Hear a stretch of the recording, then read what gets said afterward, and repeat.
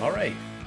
Welcome, Rich, Hello. to the Because podcast, episode 3. We've had a couple of bonus episodes, of course, but this is our third official episode, and this is Trump 2.0. Who could have predicted this? Um, so we thought, given the events of the election last week, we should put out a podcast to discuss things. There's all sorts of podcasts out there about why Trump won, and why the Dems lost, and and there's obviously going to be tons of opinions as to what this means, and if this is a good thing or a bad thing. I don't necessarily want to get into that, not because those aren't important discussions, and maybe in the future we'll have some podcasts in that regard. And I kind of want to remain politically neutral. What we were gonna, I thought, focus in on this conversation and these podcasts was going to be more about in regards to just you know, as I said by the title, who could have predicted this, and why do the pollsters in particular seem to be getting these predictions wrong? They've been sort of like the world sort of turned upside down, it seems, since 2016 with the original Trump 1.0 when he first beat Hillary Clinton, and even before that. And so I thought it would be worthwhile having a discussion, partly because I think it gets into not just game theory, but some of the more intricate aspects of probability that we think about in game theory and poker all the time. And in fact, one of the Mhm. people we'll be talking about today, Nate Silver, is obviously got his origins in the poker world. But I also have a personal connection, not with Nate Silver directly, but I've met people that he's sort of interacted with at the Thinking Poker podcast, Andrew Brokus, for instance, and I've interacted with a guy that we'll talk about, Harry Crane, who is a university professor of statistics at Rutgers University in New Jersey. I was at a symposium one time with him, um, and also took a course in which he was a lecturer. So I had some interactions with him, and he was quite critical of Nate. And I think it brings out some of the more interesting statistical discussions that we can talk about. But as usual, we usually start things out with a poker hand. We're not going to do a detailed poker hand, but I will talk about a hand that I played last night at Casino Niagara. I was there with a friend. We were just playing some low limit 1-3 cash games. And like is typical for these kinds of games, a lot of it was 10-handed, and a lot of limps, and a lot of raises were being called. I think if you raised like 10, $15, which seemed pretty standard, and what I was usually raising was about 15, you're always going to get two or three callers. So you're always going multi-way. There were a few times I saw people made much higher raises for 40, $50, and I should admit, I think I did raise once for $15 and everyone folded. So can't say for sure, but anyway, um, I find when I'm in those kinds of environments, it almost feels like relentless that there's going to be a lot of loose passive people that will call you, and then there's a temptation to sort of dial down the aggression and just sort of go with the flow, and not necessarily apply the sort of aggression that will narrow the field a little bit. And I think I made a mistake in that regard that ended up potentially costing me money. Interestingly enough, it might have cost me less, but essentially, I think I was in. I'm going to say I was probably in the either in the hijack or the low jack. I can't remember exactly. It limped around to me. There was about 3 or 4 players that had limped in, not on for $3. And I looked down, let's say in the low jack at ace nine of hearts, and immediately thought, okay, this is a playable hand. So I'm playing tighter than people are. But my first instinct is I should raise this up, raise the limpers. There's probably 4 limpers. So, maybe raise instead of 15 to $20 or something like that. Yeah. Um, what do you think? Like, what would you do there? Limp? I mean, one argument to limp behind would be like, okay, it's ace nine of hearts. there's a possibility of making a big hand here, like in particular, if you make a nut flush draw or a nut flush, you can usually from a implied odds perspective, make a lot of money.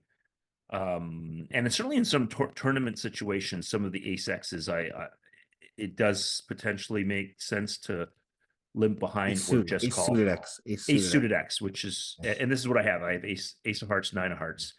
Yeah. But what's your instinct there? Yeah, no, I mean, I'm probably gonna raise there. Yeah, I think so. Yes. Yeah. I didn't, so I think the correct move is to raise. That was my first impulse, and I had been raising a lot most night, but for whatever reason, I decided, I'm gonna just limp behind here. You get caught up in it, like you said. I know. Yeah, Yeah, I know. I know. yeah, exactly. You get caught up in the You shouldn't, but sometimes. you end up following like because everyone else is doing it. You I end up know. I to know. play I like know. everybody else. So you don't because people get upset with you, right? Oh, this guy's always raising. We're all just trying to put our money in. Yeah. Invariably, right? Like if Yeah. three or four people limp, they want to see the flop and they don't want to see it for the $20 that you're going to probably raise the limpers to. Yeah. Set with you, and there is a social pressure, right? Like they're like literally, oh, come on, man, we just want to see a flop, and then you're like, okay, so you get those grumbly looks at you enough times, eventually you limp behind, and so I'm gonna say that that's what happened here. Behind were $3, Mhm. and a few more people called, and of course the big blind just checked his option, and then the flop came. King of Hearts, I believe it was just seven of clubs and two of hearts. So I flopped the nut flush draw. Sorry, I flopped the nut flush draw, and the original limper, let's call him, Yeah. uh, um, decided to bet. Uh, uh, uh, I think he might. I think he probably decided to bet around $15, and he got one caller, and then it was on to me. And so I have an option to raise, or I have an option to call. Certainly not folding, so we can take folding off the table.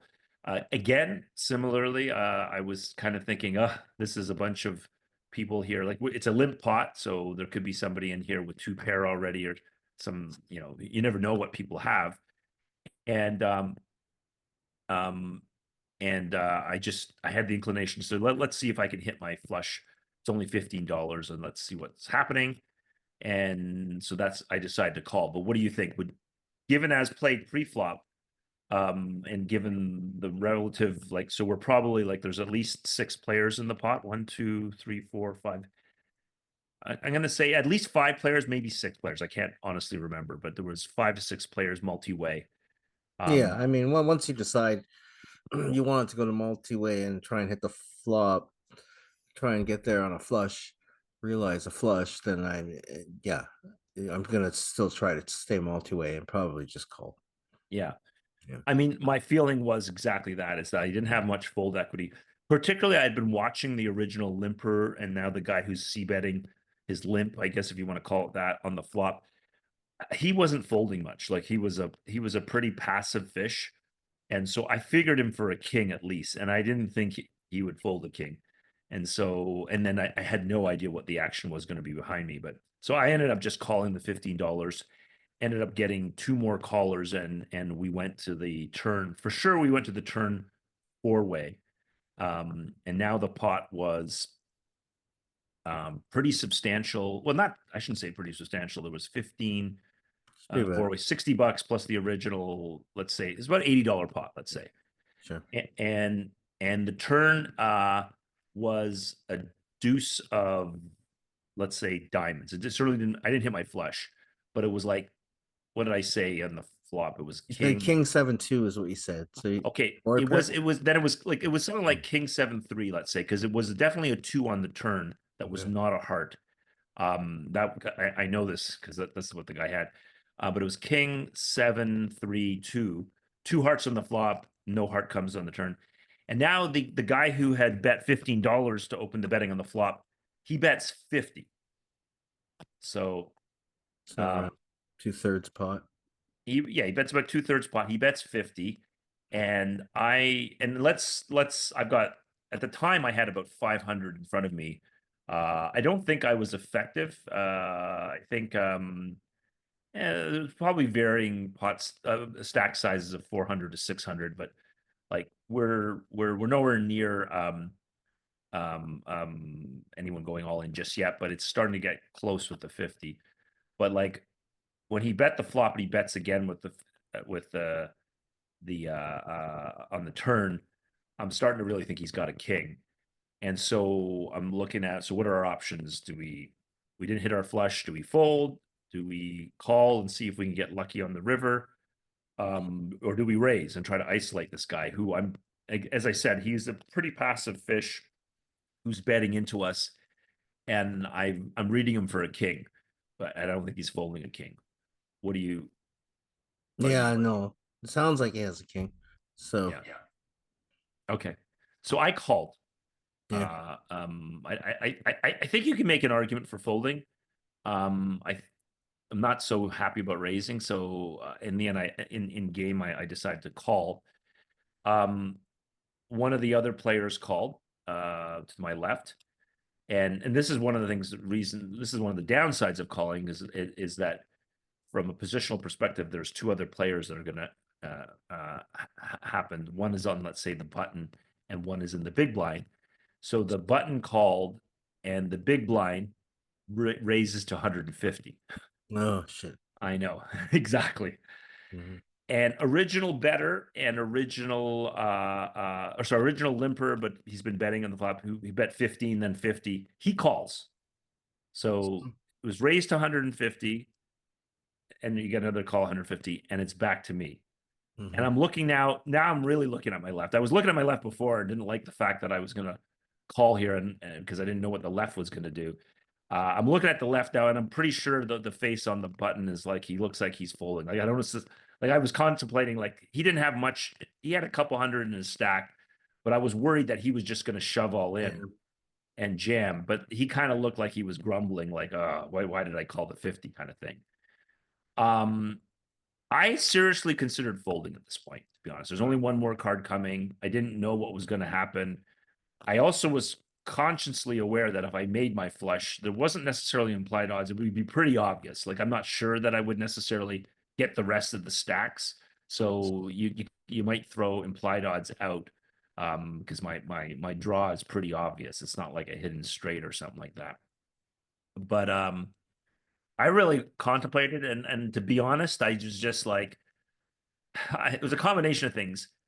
I was I just gotten unstuck, right? Like I was actually I got the money back that I was out of being stuck from both the poker. I was down a little bit in the poker initially, and of course the blackjack. Now I was above that. I was even but because I had already made these bets, I was back to being a little unstuck. And I was just thinking, the thing that was driving, if I'm honest, is that this was getting into being a big pot. And if I make this call and the heart comes on the river, this was going to be like, I'd have $1,000 stack in front of me, and it was going to feel real nice. So like, yeah, I mean, I think case can be made here that, sometimes you just have to call and make your hand. I mean, again, I already put in 50. I had a strong sense I could close the action that way.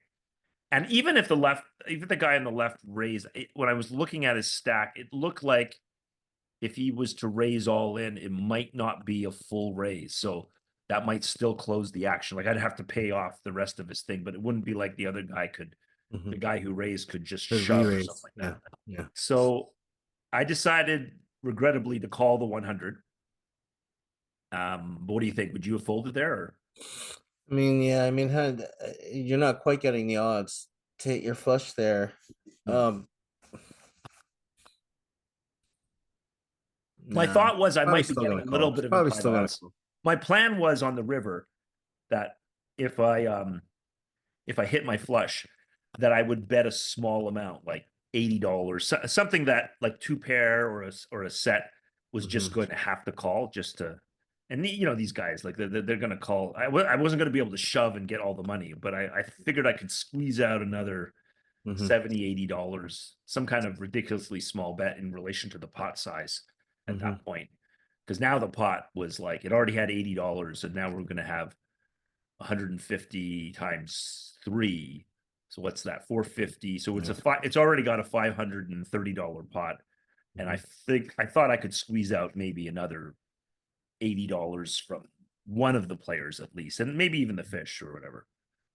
Because he had bet, and then when he got check raised, he called. So he was obviously interested in his hand. But keep in mind, obviously, there are some hearts that can come that pair the board. That could be painful if somebody is sitting on a set, Yeah. or even two pair that ends up making him, so.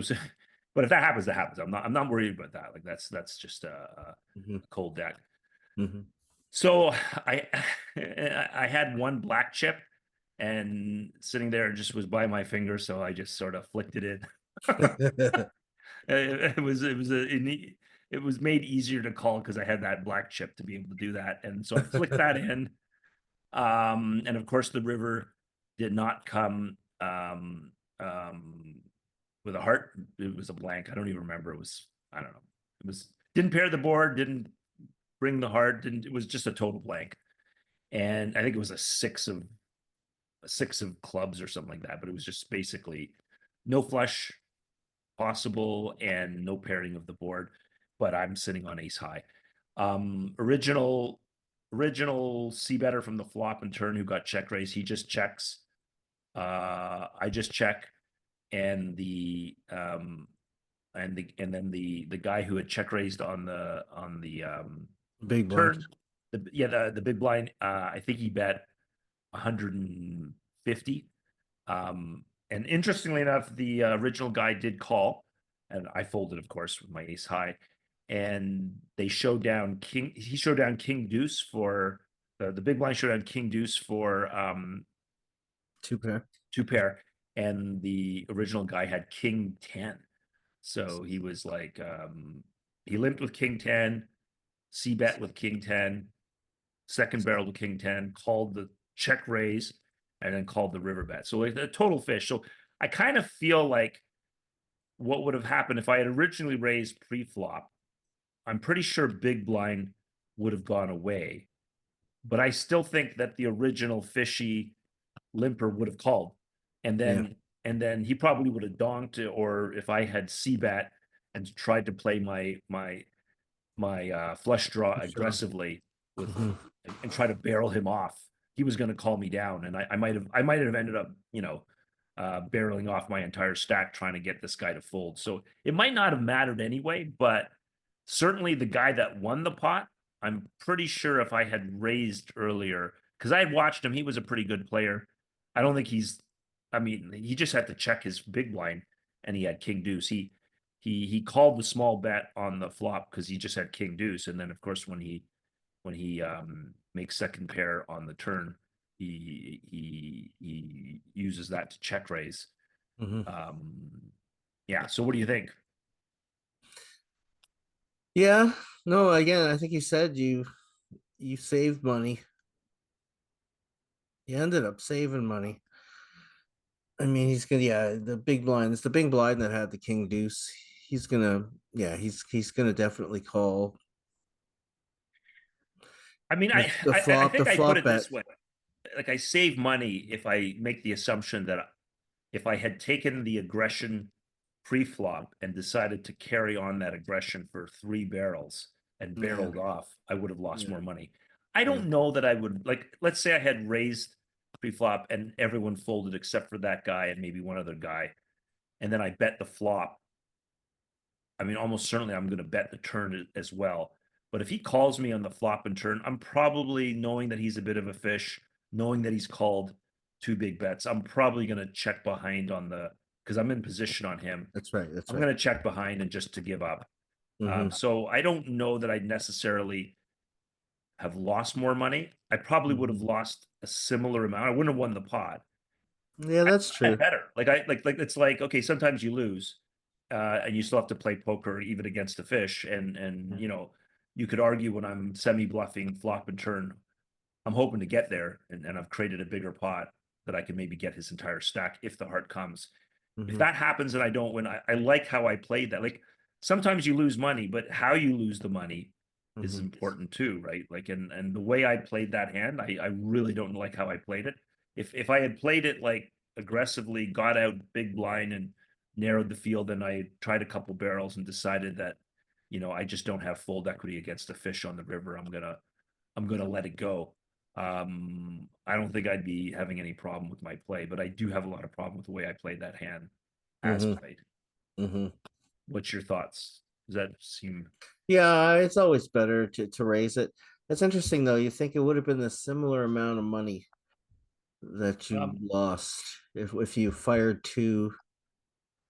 Yeah, because the three bet's going to make the pot bigger that's a good pre-flop. question. I would have raised to 20. There Yeah. was three, I would probably raise something like 20. Mm-hmm. And let's say I get three callers, probably gonna get at least two or three callers. So let's say the pot is still about, it's gonna be $80 on the flop. Mm-hmm. And when that heart draw comes, I'm it's like online for sure, it's multi-way, and I'm gonna probably there's a king on the flop, so it's range advantage to me. I'm definitely gonna see bet. Obviously, I've got the flush draw. Mm-hmm. But I mean, I think in real life tournament, I'm going to be going at least half pot. I'm not going to be doing like the 1/3 pot bet. It's just not going to fold out anybody. Mm-hmm. So let's say there's 80, and then I bet 40. So now I've lost 60. And so what is that? Let's say I say there's only one caller. So now the pot's 160. And how much am I going to bet there? Um, it's somewhere from 80 to 100, maybe Yeah. 120. Yeah.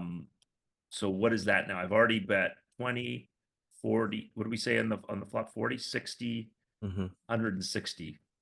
Um, I mean, I did 150 bet on the turn, and yeah, 150 on the turn plus what do we say, 15. It's about the same. I lose about the same. Yeah. It all I don't depends on what know. How much you turn gonna size bet on the bet. turn for? You're gonna. You said there was one.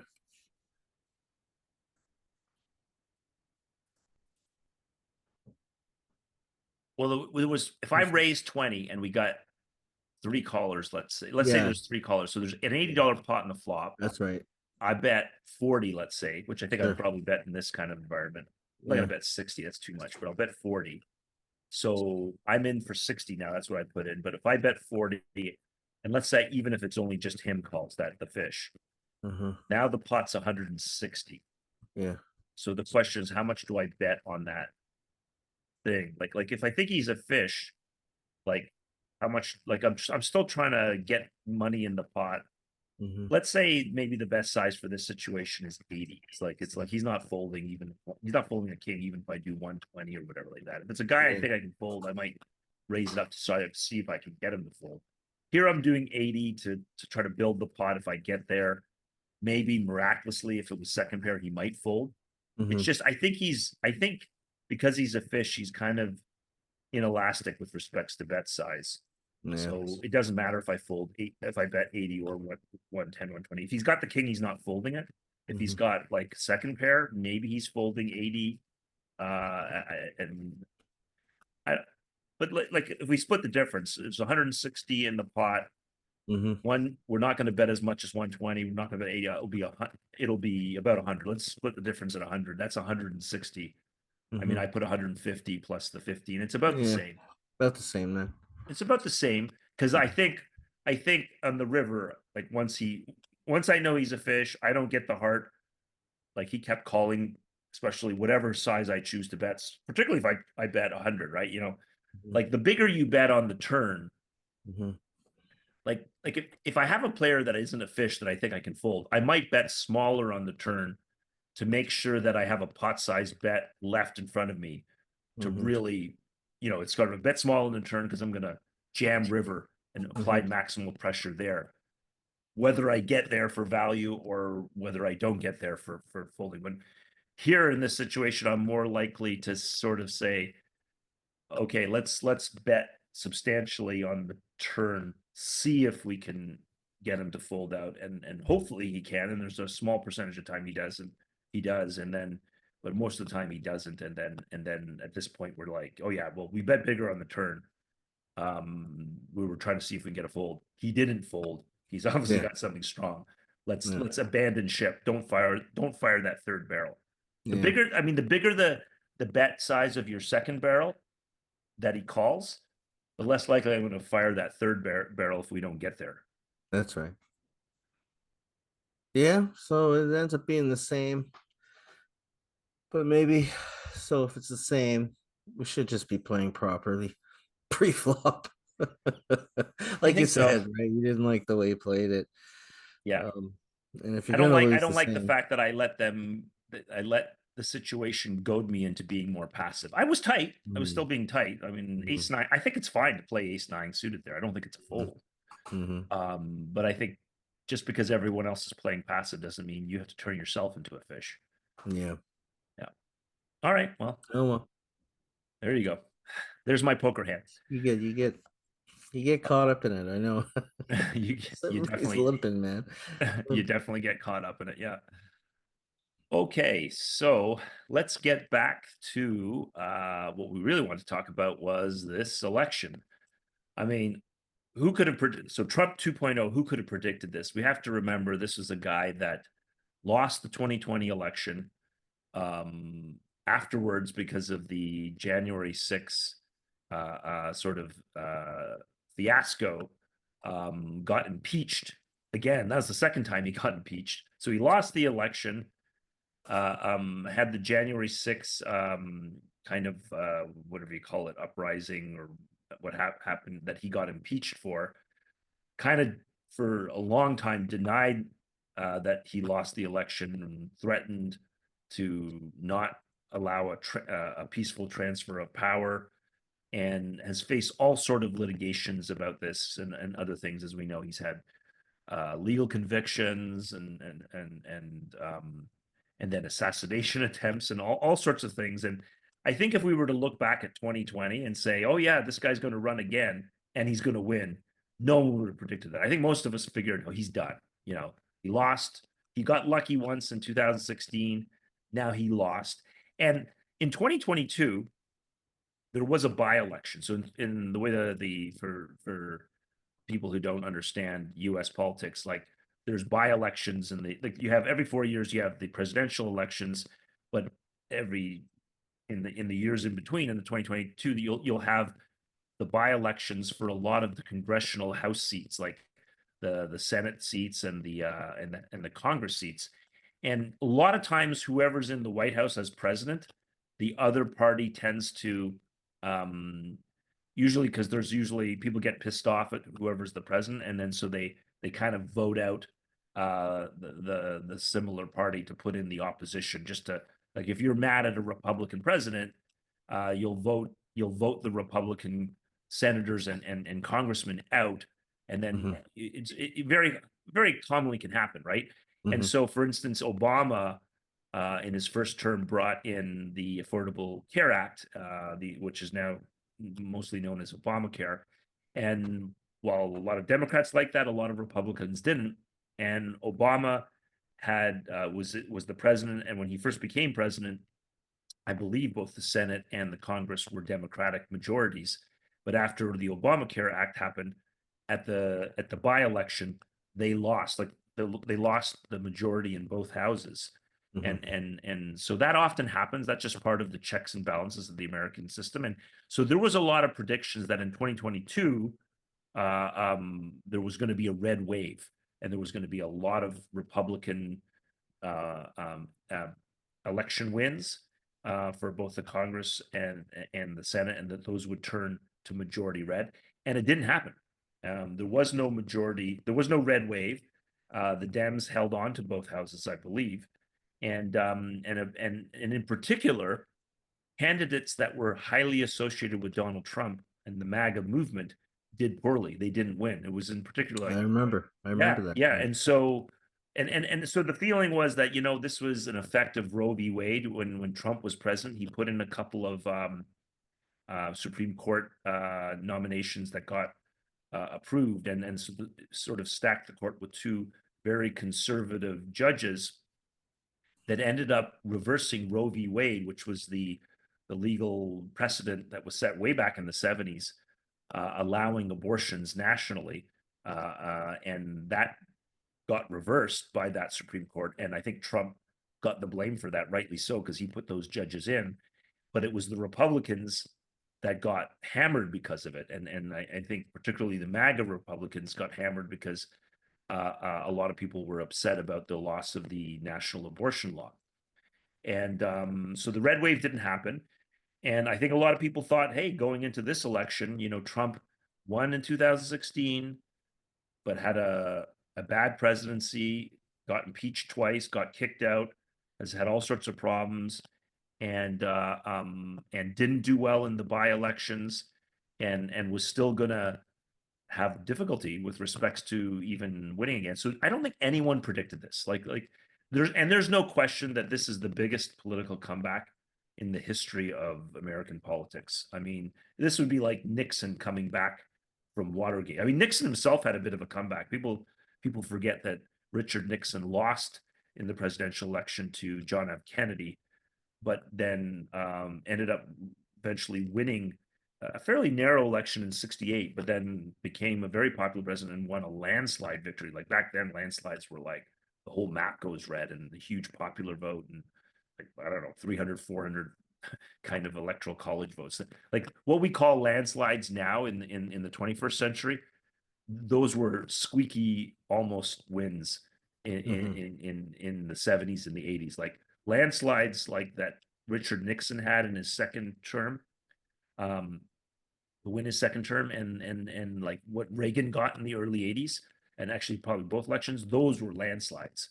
Comparatively now, I mean, the landslides we talk about would be like Obama's wins and maybe George W. Bush's second win, but like these are like 315 electoral college seats, and a win of the popular vote would be considered a landslide.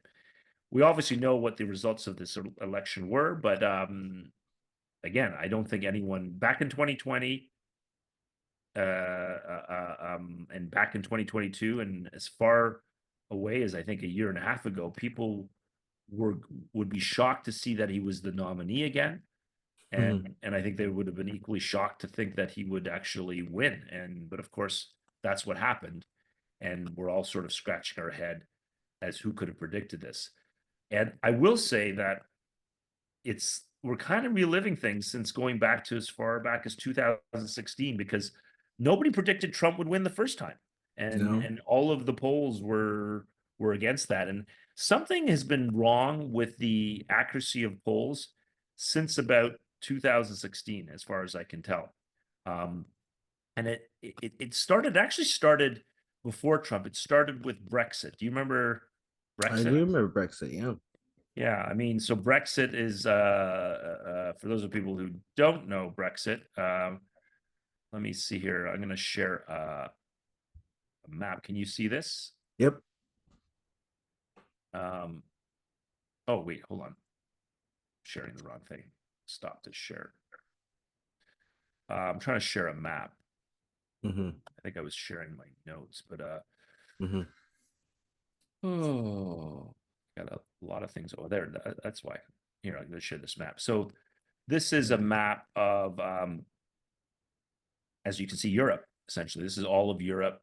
I'm not going to pretend to know all the countries. I mean, I know that this is France, and pretty sure this is Spain, and this is Portugal, but anyway, there's the United Kingdom, and which is a combination of England and Scotland, and I guess Ireland isn't part of the United Kingdom. I guess or maybe Ireland is still part of the United Kingdom. But you can see here, the United Kingdom is not part of it anymore because they exited from it. And even though England had been part of the the European Union, Britain had been part of it since the beginning, like since its original origins. It wasn't the European Union way back in the 70s, but like it was the beginnings of this sort of merging of all of the countries of Europe into a union that I think finally coalesced 20 years ago in terms of like having a shared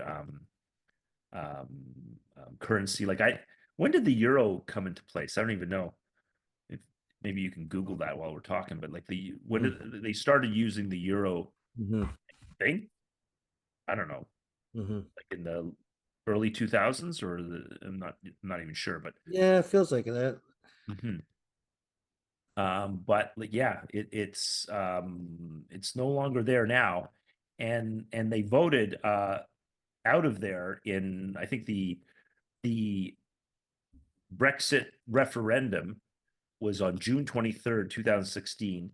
There was a referendum on leaving the European Union, and the Prime Minister of the United Kingdom at the time was David Cameron, and he brought that referendum because he fully expected to win it. He thought that people would vote to stay in, and he was somebody who wanted to stay in the European Union. And at the time, there were a number of different polls, and I think I have a picture of the polls here. Let me see here.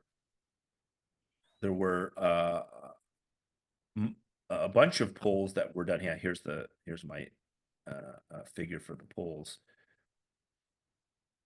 I don't know if you can see that. Yep. Let's see here.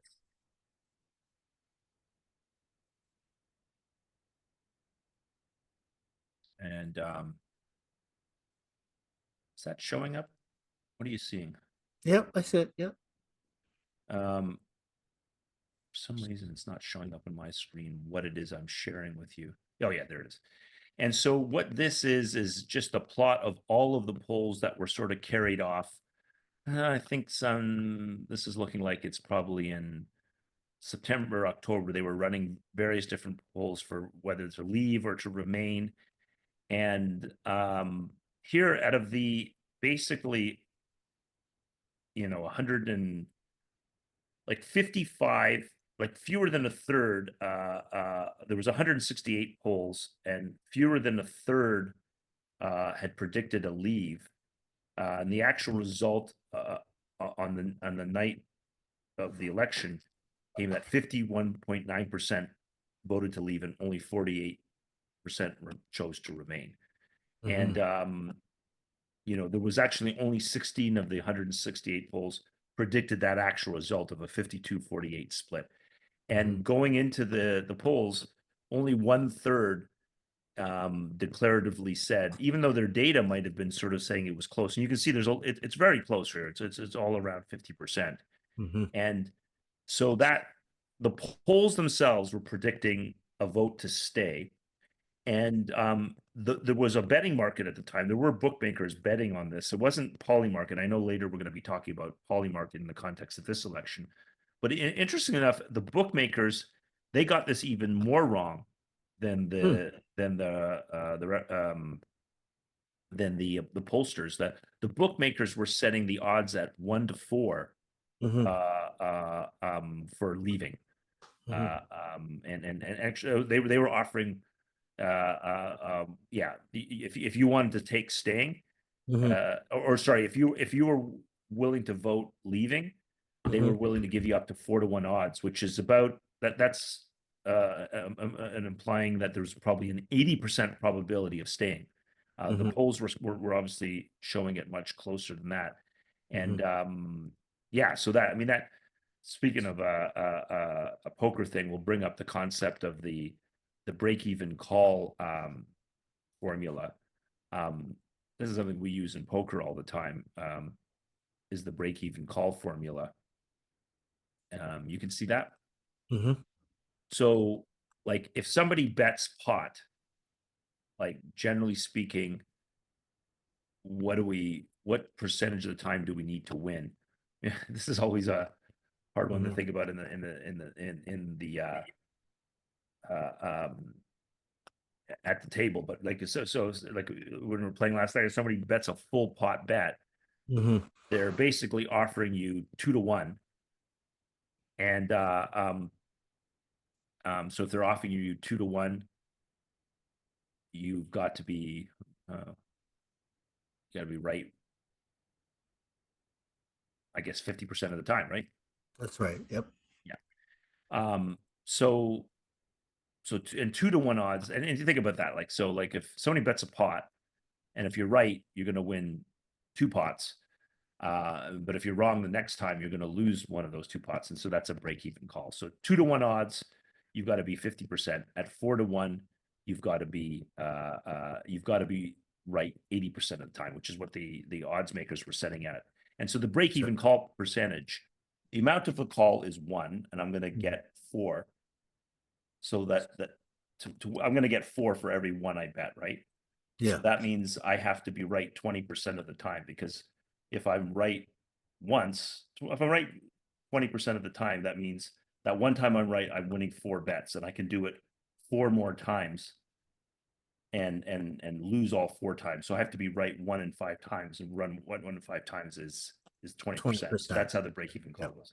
Can't believe I can't wrap my head around that math. I Took a hadn't thought second. about that. Yeah. Okay, so that's a little bit of poker math for you there, applied to the betting odds. And so you have bookmakers, just like sports bookmakers. There's bookmakers for things like life events, like elections, prediction markets, and they've been doing this for forever. Polymarket is the new one that we were talking about, and yeah, and so the bookmaker, so the polls thought, chances are it was going to be tight, close to a 50-50, but it was still going to be uh, um, nonetheless, Brexit was going to be a vote to stay. The odds makers, and then you might ask, why were the odds makers more leaning towards? Odds makers, generally speaking, tend to lean towards status quo. They think that people choosing to leave the EU and all of the negative ramifications for that was going to be less likely, because it was just disruptive. More people will more often than not just vote for the status quo, which obviously is not what happened here. But that's, for whatever reason, their modeling factored in like almost a fundamental aspect that says, if there's a vote for a big change, fundamentally speaking, people will usually err on the side of not making a big change. And so they would have looked at the polling data and sort of said, okay, yes, the polling data is about 50-50, but you even before you get the polling data, and you would think that people are less likely to vote out. And I think that was the common sense thought about it. And this is part of why people thought, there was a lot of people that were saying that the United Kingdom population had no common sense. They were voting something that was going to be economically catastrophic for them. And then the questions were happening. Why were they doing that? Well, they didn't want to be part of the union, the wider European Union.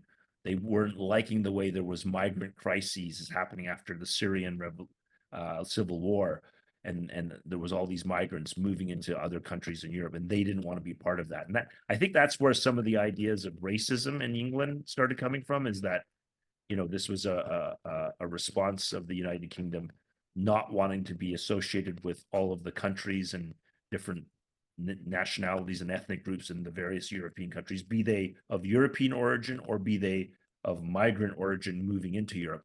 They wanted to close themselves off from that. They wanted to control their own borders in a way that the European Union might not have allowed them to do.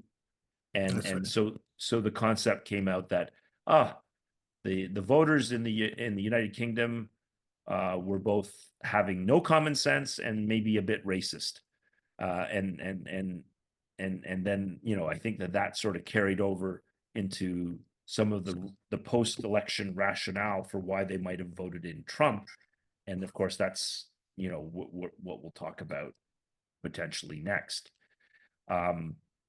So that was June of 2016, and then in November of 2016 there was the big election that happened, uh, um, obviously between Donald Trump and Hillary. Hillary Clinton, and at that point, again, there was not a lot of expectations that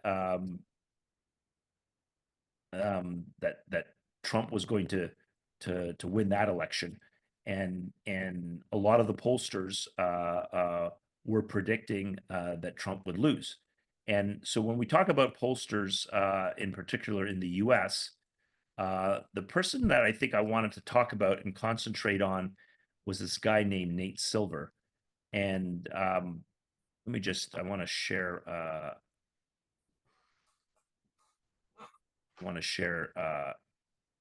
his prediction of the 2016 election.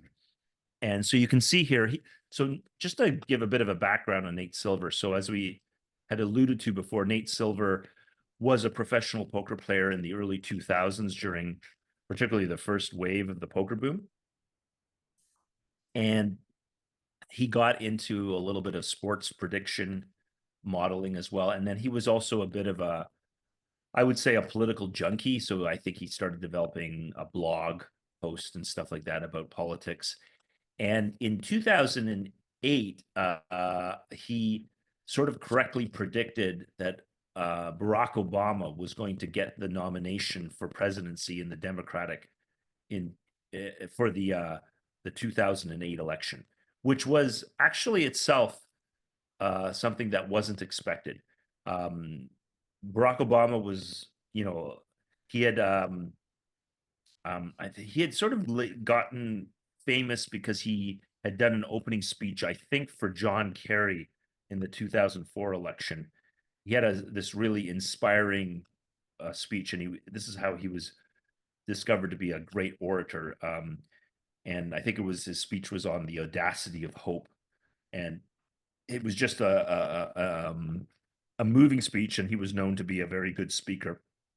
And I think the thought was, hey, this guy could be a future president Mhm, someday, but he was still very young. mhm. And quite frankly, I think people were thinking that Hillary Clinton, it was her turn. I mean, that was the concept in 2008 that Hillary would be, it was time for a female president, and it was time for Hillary Clinton because, Bill Clinton was so successful in the 90s, and Al Gore should have won, but things got derailed, and there was 9/11, and then there was been these 8 disastrous years of George Bush with the financial crisis and with all these wars in Iraq and the lies about the WMD, the whole bit around that time, and Mhm. and, and just thought, let's bring in Clinton, let's go back to the Clinton years. It's time for a woman, all this stuff. And so it was a bit of a shock that um, it's not like Barack Obama came out of nowhere, but it was more like I think the super PACs and the leadership of the Democratic Party were kind of hoping that, let's let Clinton win for a couple terms and then Barack Obama after her. But during the Democratic conventions and nomination process, uh, Barack Obama had a surprising win and sort of jumped the line and won the nomination. And one of the few people to actually predict that was Nate Silver. And so Nate Silver in his blogs was predicting that. And with the success of that, Nate started to form a company which he called FiveThirtyEight. And the reason it's called FiveThirtyEight is it's named after, I guess there's 538 electors in the U.S. electoral college system that is Oh, used right, right. for the presidential elections. That's why they call it 538. Yeah. Mhm, And what Nate was basically saying is, hey, I'm using a model of basically what I'm going to do is I'm going to take all the polls and I'm going to aggregate the data. So we're not going to look at just one poll or two polls. We're going to take all the polls. We're going to analyze all the data. We'll average them out and stuff like that. But I'm also going to have a model that's going to use um, I mean, I think he called it sabermetrics, but basically, sabermetrics came from the concept of you've heard of Moneyball. There was a mhm. book Oh, and there yeah. was a movie. Yeah, it was Mhm, about the Oakland Athletics and how they were using basically empirical analysis of sporting statistics. So, what Nate was sort of purporting is that he had a model that he could just take the polls, and his model would factor in things like demographic data, and other factors, weighting based on recency, sample sizes, prior voting history of various regions, something called nearest neighbor analysis. If you had like a particular district in which you didn't have polling data, you could look at like what's the polling data for the regions around that particular thing, and then just extrapolate it from that. And so, using his model, um, this is what the model he said that he used to sort of predict correctly that Obama would not only win the nomination, but actually win the election.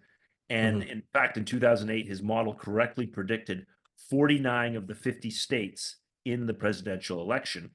Mhm. And he correctly predicted not only that Obama would win, but that like Obama didn't win every state, but Nate and his model predicted which states would win, would go Republican or Democrat 49 out Mhm. of the 50 times. Mhm. And so he gained a lot of credibility for his predictions there. And then, in fact, the New York Times licensed FiveThirtyEight to write articles and under that banner for the next couple of years. And then in the 2012 election, which was Obama versus Mitt Romney, FiveThirtyEight again correctly predicted the winner of that election and the vote in, I think, all 50 of the states. And Mhm. so those two elections, Nate Silver and his model looked great. And what ended up happening was ESPN, which obviously it's the sports network under ABC, Mhm. actually decided that they were going to purchase FiveThirtyEight. So the New York Times sort of licensed them, but Mhm. ESPN and ABC basically said, no, we're going to buy you. So we're going to buy the whole company, but we want Mhm. you, Nate, to be the editor in chief. And this is going to be part of the news division. In fact, originally it was going to be like sports and election betting, but I think they pushed him more to concentrate on the politics side. This is much more interesting, and we're going to actually move you into become a division of ABC News. So it became like he was essentially Nate Silver was in charge of ABC News's everything about elections and predictions, and they were gonna do a Moneyball approach to it in a way that the other networks didn't have. And so, coming out of the success of those two Obama elections, Nate Silver became basically the industry standard for predictions. And then from that, FiveThirtyEight was not only uh, doing predictions for elections, they were doing predictions for Oscars, the movie Oscars, and for other things, other elections. They were also like, you know, you have all these different companies that do all these different polls. They were Mhm. also, doing rankings of the polls, which are the better polls, which are the worst polls, and so they were becoming a very powerful uh, um, influence on not only polls but everything about polls and everything about electoral politics predictions. And so there you go. And then, of course, 2016 rolls around. And what happened in that election is that Nate Silver's FiveThirtyEight predicted that, and I should mention that Nate Silver had a bit of a blind spot, and FiveThirtyEight in particular had a bit of a blind spot for Trump right from the start. So when you might remember when Trump was first running, trying to win the 2015 to 2016 presidential primary, he came on and it was a bit of a joke. Like people started saying, "Oh, Donald Trump's choosing to run. He's just this celebrity apprentice guy. Mhm. This is he's just trying to, do this for notoriety, trying to build up his name, and it's going to help. It's going to help, drive up ratings for Celebrity Apprentice and all these other things he's doing. Like this was just a business venture, and he's not Mhm. really serious about running for president. Mhm. And there were much more serious contenders at the time. There was Jeb Bush, George Bush's brother. There was, uh, Nice. a number of people. I can't even remember all the names of the time, but there was a lot. There was much more established Republican senators, governors, and stuff like that. And he wasn't considered a serious candidate. And in actual fact, FiveThirtyEight and Nate Silver said so. They themselves said that Donald Trump wasn't a serious candidate. He even had there was actually an article they put out in 2015 that Donald Trump literally I think it was entitled "He's Not a Real Candidate." And later, like so, he didn't think he was going to win the nomination. And even though they had data suggesting that Trump was polling very good, they chose to ignore that data. And they basically Mhm. said, oh yeah, when it comes down to it, people won't choose him. And Nate Silver ended up writing a blog when Trump won the nomination. Nate Silver wrote a blog and said, you know what? Here's a mea culpa. We were in the end, we made a punditry mistake. We were, instead of looking at our own data and taking a money ball or sabermetrics approach, we chose to ignore the data because we just assumed that he was just a bad candidate. We were just completely biased against him, and we won't make that mistake again. Essentially, was what they said. But when it came down to the 2016 election against Hillary and Trump, with all of the debates and everything that happened, I think safe to say that most people going into that election thought that Hillary was going to win, and it was probably going to be a landslide. And most of the polls said that. And FiveThirtyEight, which was the aggregator and considered the industry standard analyzer for the polls, said that there was a 71% chance that Hillary would win. And they were predicting that she would win the popular vote by 48 versus 44%, and that she would win 302 electoral college votes. Remember, it's 270 to win. And while 302 wouldn't be considered a landslide, maybe 315 is considered a modern day landslide. It's pretty good. It was going to be like a solid win for Clinton was going in. And I think most of us went into election night. I know, I'm sure you and I both went in thinking, yeah, there's no way Donald Trump's going to be able to win. It was time for a woman to be able to win. She was supposed to win back in 2008. She's got the Clinton name, brand, recognition. He's a whack job. I think most of us went into election day and election night thinking there's no way he can win. And of course, we can see she didn't win. These are the actual election results here. Nate Silver predicted that she would win 302 electoral college votes of the 270 that needed to win. Trump won 304. Clinton only won 227. Now, she did win 48% of the popular vote, and he only won 46%. So this is that thing in 2016 that she actually had more votes than he did. But remember that the election in America isn't about who wins the more number of votes, because some states have more electoral college votes than others. And so he won more electoral college votes, which is what you actually need to win the election. And we can all get into there's pros and cons. Like, some people get very upset about the fact that, she won, I don't even know how many more votes she won. I mean, you'd have to do the math there, but she won, I don't know, it looks like 3 million. More than 2 million votes than he did. And so some people get upset that sort of say, hey, 2 million more Americans voted for her than him.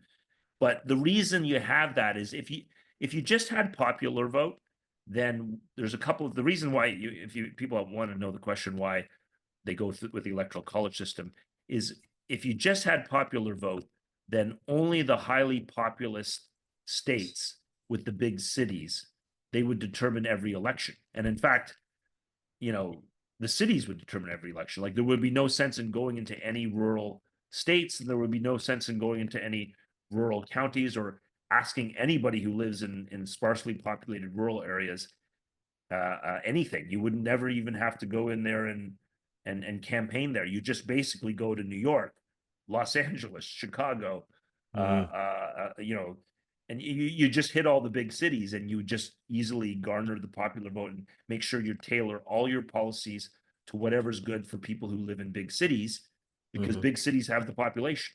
And so the electoral college system makes sure that you're representing not just people who live in big cities, but you're representing everybody, even people who live in more sparsely populated places in America. And there's also a historical reason. When the United States was going to form a union, there was no way that little states like this were going to join the union if they thought, hey, our vote will never count because, New York's always going to have way more votes, so our vote's always going to be useless. And part of forming the union was going to say, listen, we're going to have a system in place where you're always going to have a significant say. You're not going to have as many votes as California, Utah, but you're not going to have an insignificant amount of votes. And so that's historically why there's the electoral college system. I should note that, like, the electoral college system, I'm trying to remind myself, So there's three branches of the U.S. government, right? There's the executive branch, which is the White House and the president. Mhm.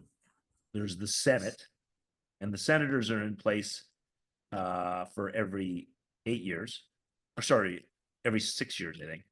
And it may be 6 or 8, I don't remember. And then the congressmen are only in there for 2 years.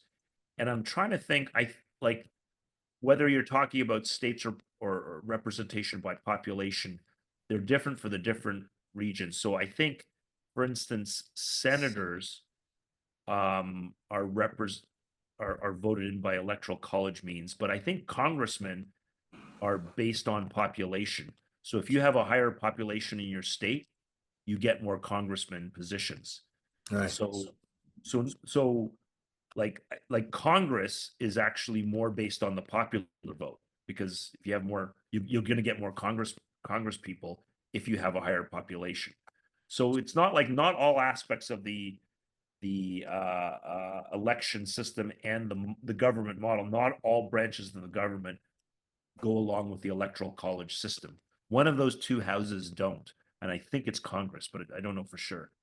But anyway, at the end of the day, that we're not going to get into the nitty-gritty detail of the where's, why, fors of how the American system is. Just note that you need to win 270 electoral college votes to win, and Trump won 304, even though it was Hillary that was predicted by FiveThirtyEight to win 302, and they didn't. And this was a huge blow for not only the polls, but for FiveThirtyEight. Like basically, he was predicting essentially a landslide victory for Hillary, and it ended up being the exact reverse. Opposite. Yeah. Yeah. So that was the first shot in the arm for him. That was a challenge, and so that was 2016. So we had this sort of crazy situation go on with Brexit, where the polls got it wrong, and then we had the polls getting Trump wrong the whole way through. And a lot of questions came, why were the polls getting it wrong on Trump? And there was people, the polls are like, they interview people, they call people up by telephone, and they ask you, hey, who are you voting for? And there was a lot of thought that, people were unwilling to be honest about the fact that they were voting for Trump. They would have said, oh, yeah, I guess I'll vote for Hillary. But in actual fact, they were voting for Trump, but they didn't want to say that because they were embarrassed about it or something like that. I think that there was some aspect of that. And so the polls had to try to figure out different systems of weighting Trump in particular, maybe like giving him a little bit of a nudge, or like whatever your results are, you'll just boost Trump's ratings a bit, just to offset the fact that people might be actually less willing to be honest about that. That's as much as I can say about that. But then we get into the 2020 election, and this is where I think it gets interesting. Again, I want to show you the data for that in relation to not only the election, but what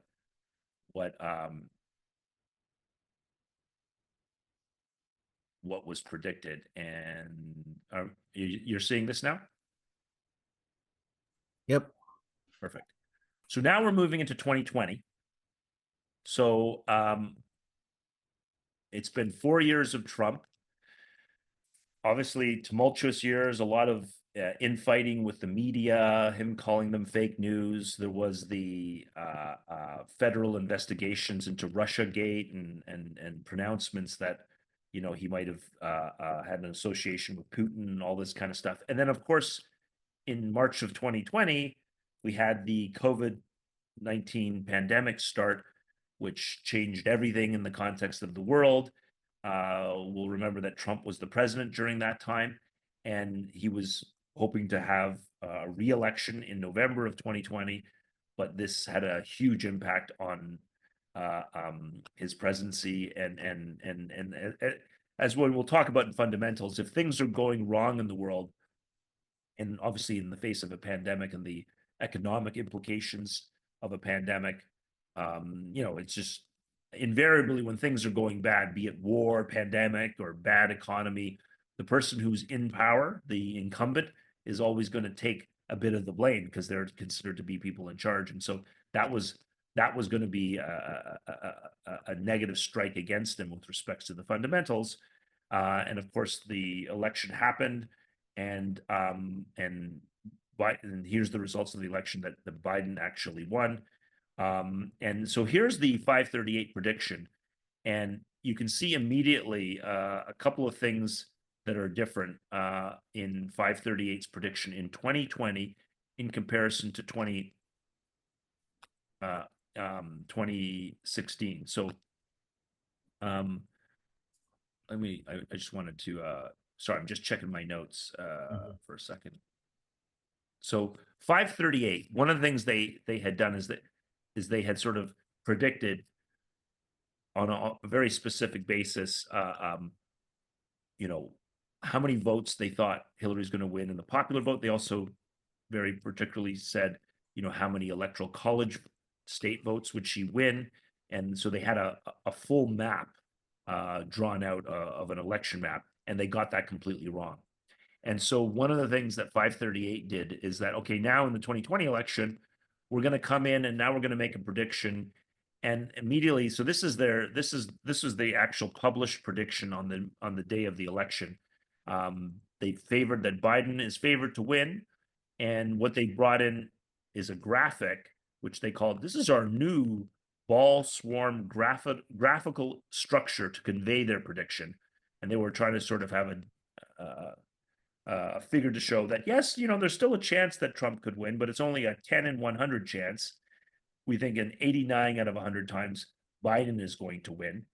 And they basically didn't think there was going to be an electoral college majority and the House was going to decide the election. You know, at the end of the day, they were in some respects trying to hedge their bets a little bit. And then they came up with this concept of, we simulated the election. We ran a simulation 40,000 times to see who would win the most often in our model. And the sample of 100 outcomes below gives you that in that 40,000 times, 10% of the time, or 10 in 100, the Trump won, and in 89% of the time, Biden won. And it was a little bit of a way of, I guess, I don't know, trying to not sort of say, here's my prediction, who's going to win and how many electoral colleges they're going to win. They're more trying to make a fuzzy prediction. I maybe in fear that if they got the prediction wrong, they were going to get criticized. I'm not sure, but it sounded like a little bit more of a hedge. But what's your thoughts on this sort of prediction presentation? Yeah, that's interesting that they they switched it. So 9 times out of 10. I don't know. Is it that much of a hedge? That really looks like it's just saying Biden's going to win. Yeah, no, I agree with you. It does look very much leaning towards Biden, but they don't sort of come out and say, and we think he's going to have how many electoral college votes. Oh, right. Draw As a full opposed map. to the other one. Yeah, as opposed to Right. before. I see. Instead of using the how many college votes he was going to get. Huh. Like what they're doing here basically is they're saying, like, we ran the simulation 100 times, and then this number of times he wins by under 100 electoral college votes. We think, like, you know, a landslide victory in which he has more than 300 electoral college votes more would only be 3 times. You know what I mean? Like they're Oh, basically I sort of see. I saying, see. So there is the below yeah. electoral vote margin. Okay. Like they're basically saying Trump only wins 10 times, and most of the times he wins, he's going to have less than 100. There's only like one time in the simulation that he has over 100 more votes. So again, like this would be like, you know, you need 270 to win. But like, you know, Biden got in the actual election, he got, what is this? 306 versus 230. So he got 74 more votes. So 74 would be around here, right? It's one of these bubbles. Mhm. In the graphical sort of swarm graphic, they have all Mhm. these bubbles. So rather than sort of saying, here's my prediction, he's going to win and he's going to win this number of seats, they basically, Mhm. here's my prediction, he's going to win 89 times in 100, and these are the 89 times, and some of them have more electoral college votes than others. It's just a way of hedging your sort of prediction so that you're not being squared down. Like if somebody asks you, okay, is he going to win? And if he's going to win, is it going to be a landslide or not? He's not actually Mhm. saying that. He's saying we have a model and we ran it 40,000 times. And in that Mhm. model, we think he wins 89 out of 100 times. But I can't tell you, like, this is the number of times he wins this many electoral college votes. This is the number of times he wins. Like, he's not pinning himself down to any particular thing. It's a much more um, non-specific prediction. And Mhm. when you make a non-specific prediction, you can't be told you're wrong as much, right? Because you can say, well, I never said that. I never said Mhm. he's Mhm. gonna win by a landslide. I never said he was gonna win by a squeaker. Like at the end of the day, when you're asking a person, okay, I'm asking you what to make a prediction here. Can you tell me who's going to win? And can you tell me, is it going to be close or is it going to be a landslide? He's not actually saying that, right? Like he's saying, I think more times than not, Biden wins, and the frequency with which it's a landslide versus a close election is this graphic, and there's a bunch of bubbles on there. So pick your bubble. Mhm. You see what I'm saying? Yeah. Yeah.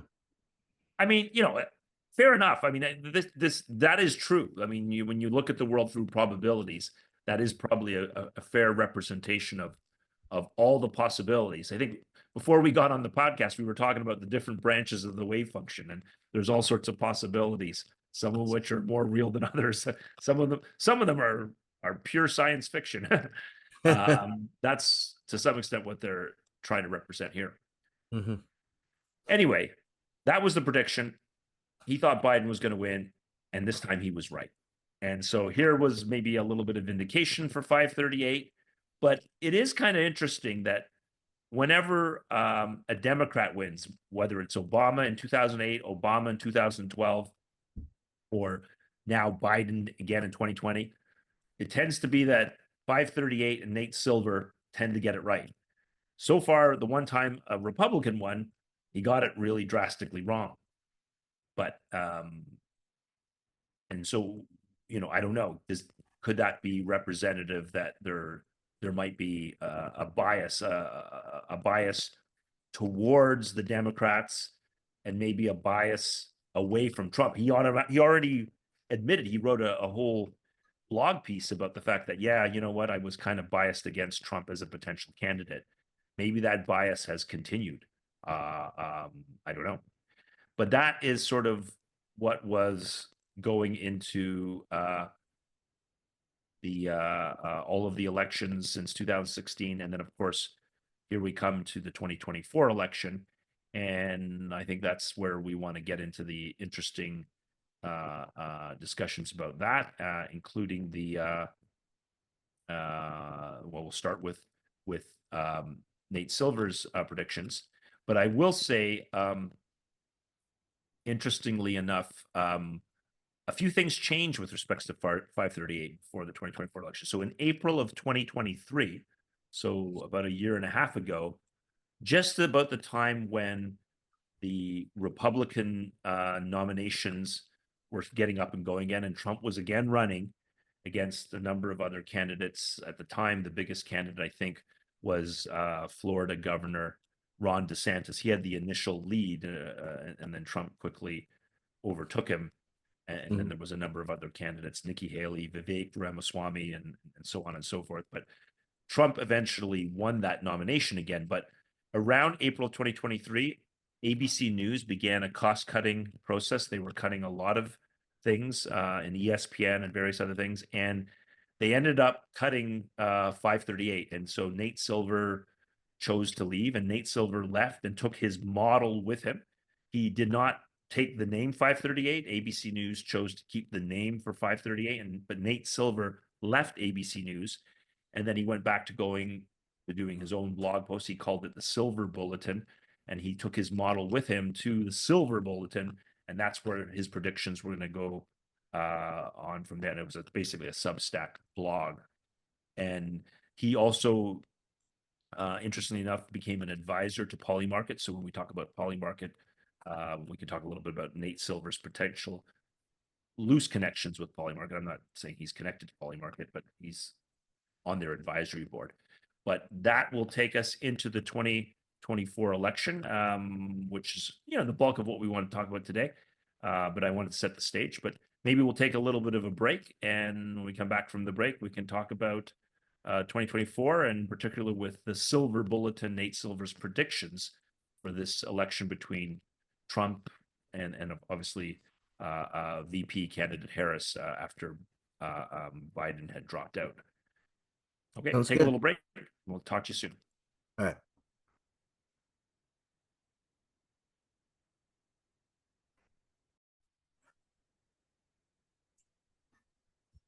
Hey, Rich, welcome back. Hello. So let's talk about the 2024 election, given that background of prediction problems that had stemmed from 2016 all the way to 2024. Again, we're going to begin with Nate Silver. He's no longer with FiveThirtyEight. He's no longer with ABC News, but he's still predicting elections using his model, which is aggregating all the data and is also analyzing the data with respects to his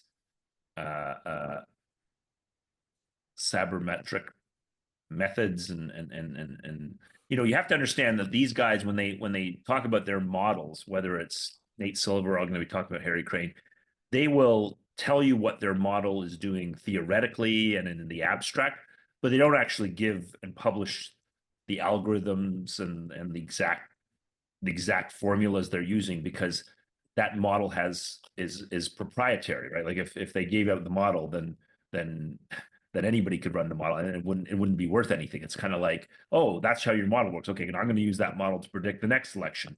They want to keep that secret so they can say, hey, we're good at predicting. My model is good at predicting elections. If you want my prediction, you're gonna come to me for my model. If you want my model's prediction, you have to ask me for it. Yeah. And New York Times, you can license me. ABC News, you can hire me, or what have you, right? So on the day of the election, either the day of the election or the day before, I know actually this is probably 12:30 a.m. Okay, it says here November 5th. What was the election? Was the election November 6th? Yeah. Tuesday, was it not? Yeah, Or so no? this is dated November 5th, 2024. Or no? Was it on the 5th? The Wednesday?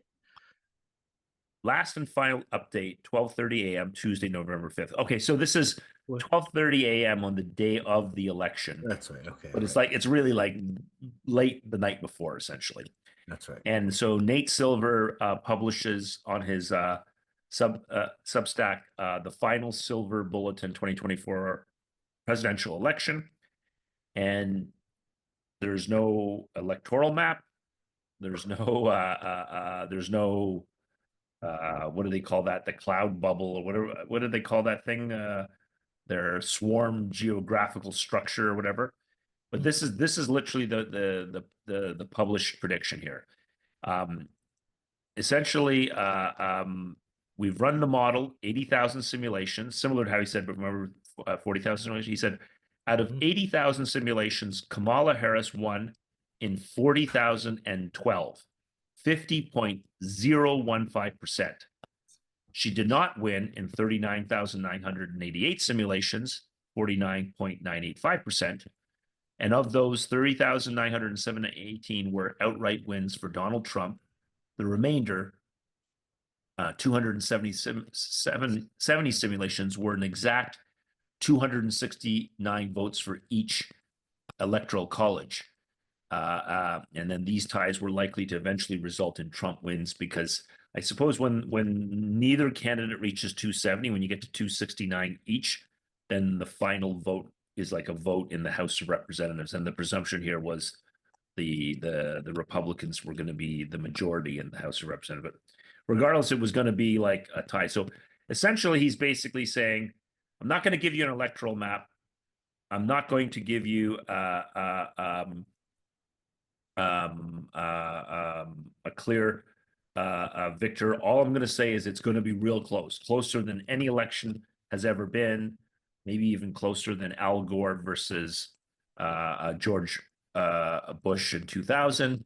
And we ran our model 80,000 times, and essentially it was like 50-50 with 12 more wins for Kamala. So I guess I'm saying it's Kamala, but they're take it like that. And so essentially, if he's asked to make a prediction, Trump versus Harris, he's very weakly saying it's Harris, and really saying it's going to be close. That's as much as he's predicting. The one thing he's predicting is it's going to be a close election.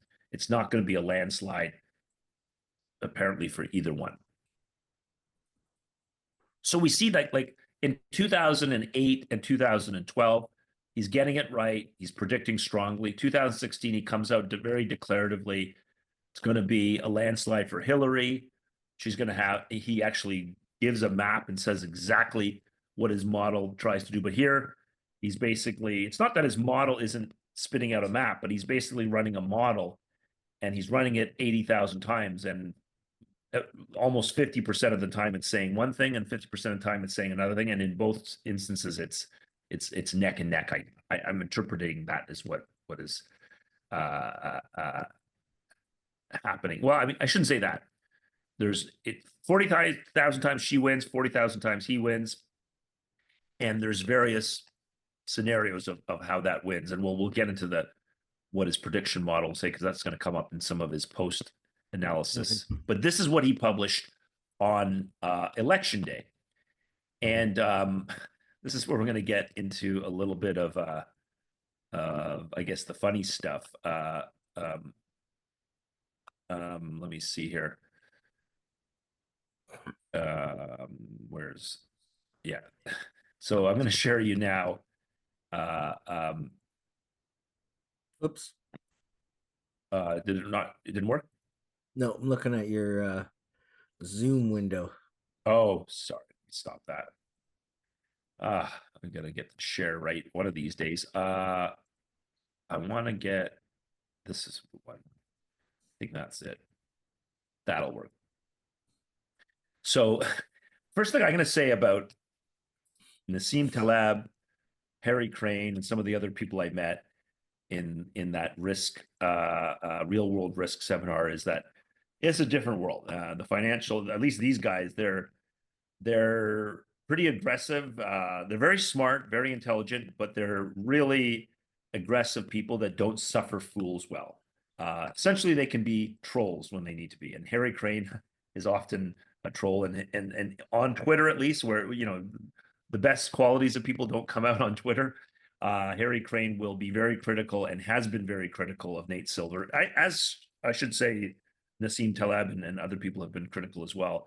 They basically think that his model is not very good. It's not very predictive. Yes, he got things right before, but he's getting things wrong now.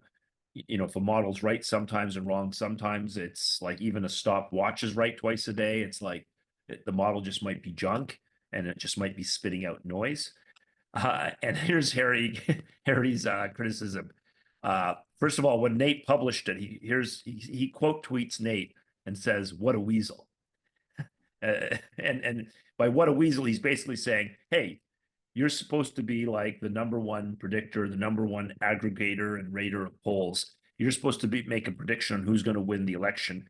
And this prediction you made is not really a prediction. You're sort of weaseling out of your responsibility.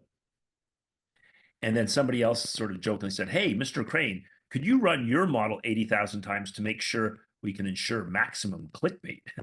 And Harry says, final model update, similar to what Nate Silver said. I just simulated our model election 80,000 times. Results, Trump 80,000, Harris 0, which is just sort of a joke to sort of say, like, my model maybe my model is declarative, and also I'm being declarative. I'm willing to say who I think is one and whether it's going to be a landslide or not, essentially. And so Harry's like basically calling Nate out on the fact that he doesn't think his prediction model is worth anything, and it's certainly not worth what the New York Times and ABC News were previously willing to pay for them, and obviously are no longer willing to pay. But that's, I thought that was kind of interesting. That's where the things start to get a little bit first a little bit hairy. No pun intended. And let's talk about Harry's predictions then in comparison. Let me see if I can call that up now. Where is Harry Crane?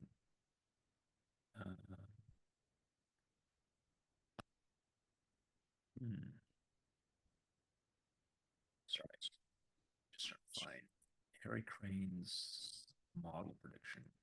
There it is. Just trying to find the share again. There it is. So let me tell you. So as I mentioned before, Harry Crane is. You've got the Zoom window again. Oh, I don't know why it keeps doing that. Sorry. This one. Let's try this. You got it now? Yeah. So Harry Crane, as I mentioned before, he's so the State University of New Jersey is called Rutgers, and Harry is a professor in statistics there, who looks at things like probability and prediction models and stuff like that. Like that's literally, he's an academic that studies in this area. So he's quite a knowledgeable guy, and so he developed his own model. I think he called it the supermodel for this particular election. And I should say about his model. So the way his model works is it gets its information. And again, this is a proprietary model, so we know what he's telling us about it. He's not publishing the actual algorithms, datas, formulas, because he wants that to be kept proprietary. And if people are interested in his model for predictions of future elections, they would have to come to him about it. What he does is he says that his supermodel has three key sources of information. One is fundamentals. So fundamentals is something like, and I think we talked about it before, is where a situation where you say, it doesn't matter what the polls say. It doesn't matter even what the campaign that's trying to influence the polls and the voting is saying. It matters more the fundamentals of what's happening in the country and how well did the incumbent party govern. And if they've been doing a good job, they're probably going to be reelected. If they've been doing a bad job or what is perceived as a bad job, they're likely going to get voted out. And so some of those fundamentals you could talk about would be, what's the economic conditions, or is the economy doing well, or are we in recession? If you're in recession, that's going to be bad for the incumbent. What are the approval ratings? When people do approval ratings for the president, the approval ratings for Biden were pretty low for most of the year upcoming to the election for various reasons, the economy and wars going on in Ukraine and elsewhere. There's other things called right track, wrong track assessments as to whether the administration is on the right track as perceived by the media, by, various polls and stuff like that. Then there's things like voter registration. When you look at the registration of how many people are voting that are Democrat, registered to vote as a Democrat versus a Republican. There are some states that sort of have that information out there.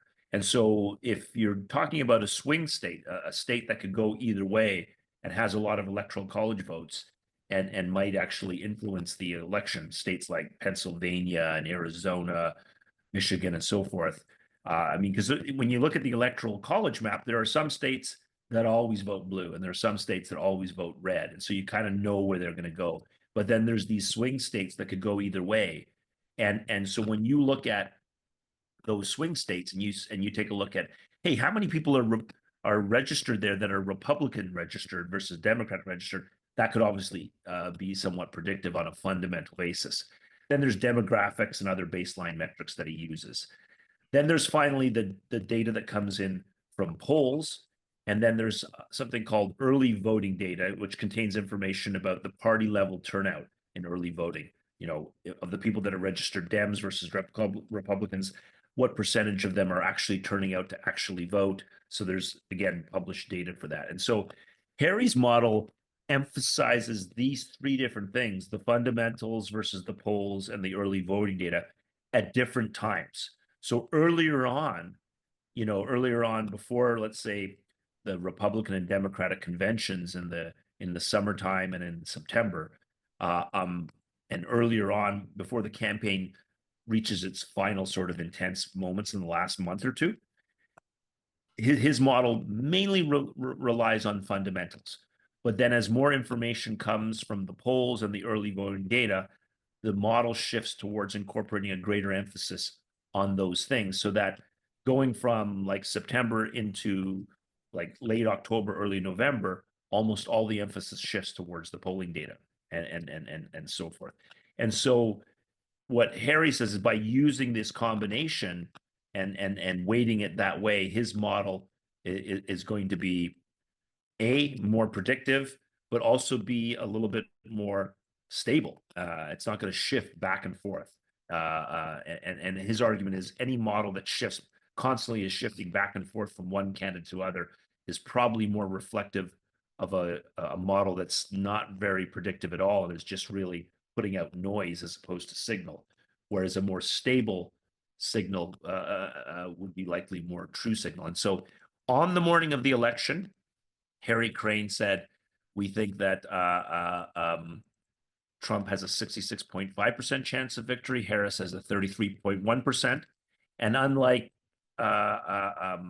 Nate Silver Bulletin and Nate Silver in the last two elections, let's say, he was willing to say, we think there's going to be, the most likely map is going to be about 312 Republican Electoral College votes to the Dems having about 226. So he's actually giving a prediction that Trump's going to win, and it's not going to be a close election. It's going to be more of a modern day landslide for Trump, and these are the states that he's going to win. So this is, he's calling Nate a weasel for basically just not willing to actually pick a winner and or determine anything, and just throwing his hands up in the air saying it's going to be a 50-50. And he says his model is garbage, and this is what my model predicts. And interestingly enough, when you look at the odds maker, the biggest odds maker would be Polymarket. And on the day of the election, when Harry published this, Polymarket odds were putting up at that time a 63% chance of a Trump victory versus a 37% chance of a Harris victory, which is somewhat close to the numbers that Harry was putting. And I'm just going to stop that, and I'm going to share right now. One thing I was going to share was the Polymarket stuff, and I think you can see that now. This is the Polymarket as of like after the election. That's why you can see that Trump's up and down on the betting markets, and Harris. This is when Biden was still the candidate. Didn't have any. She was zero until Biden stepped out. She came on, and then the various stages, and you can see here they started to split at the end.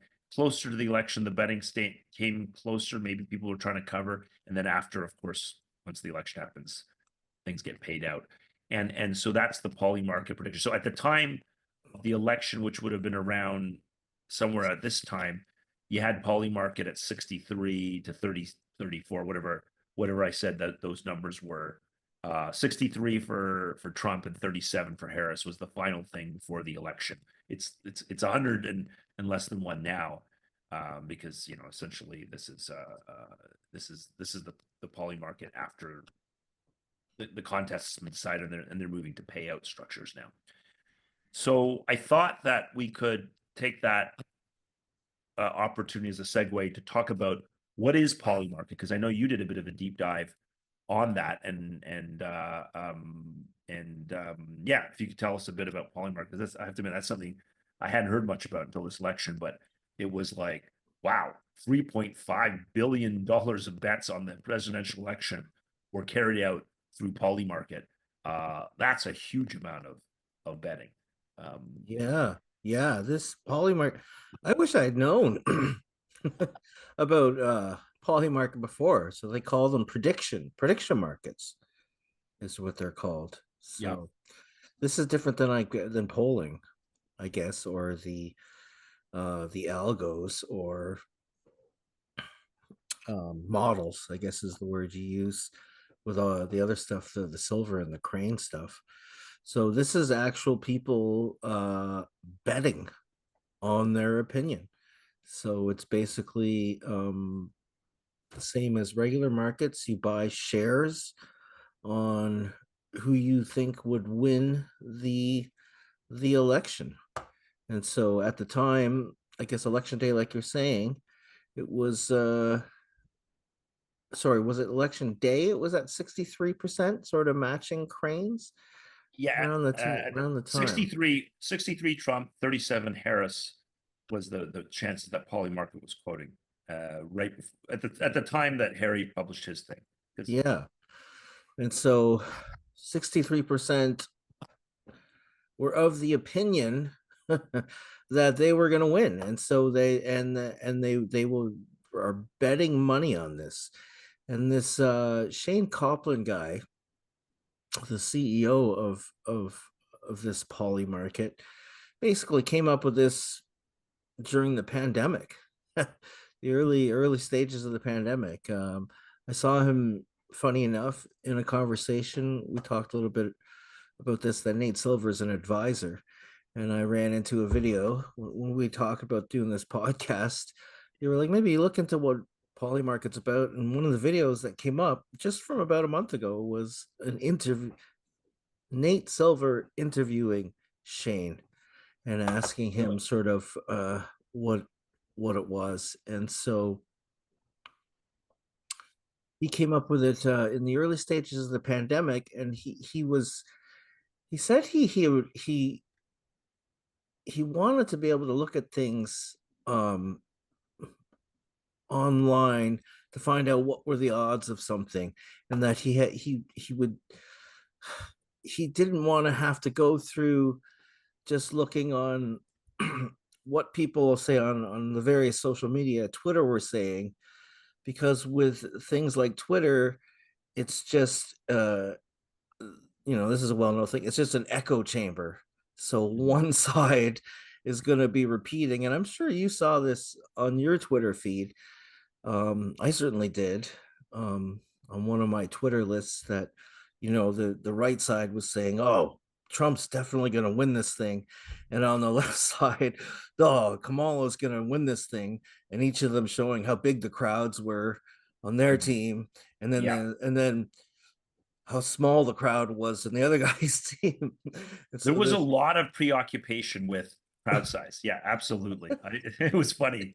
The people were like getting on Trump about how preoccupied he was with that, about how big his crowds were, but then I saw the Dems doing that too. It was like they were both doing that.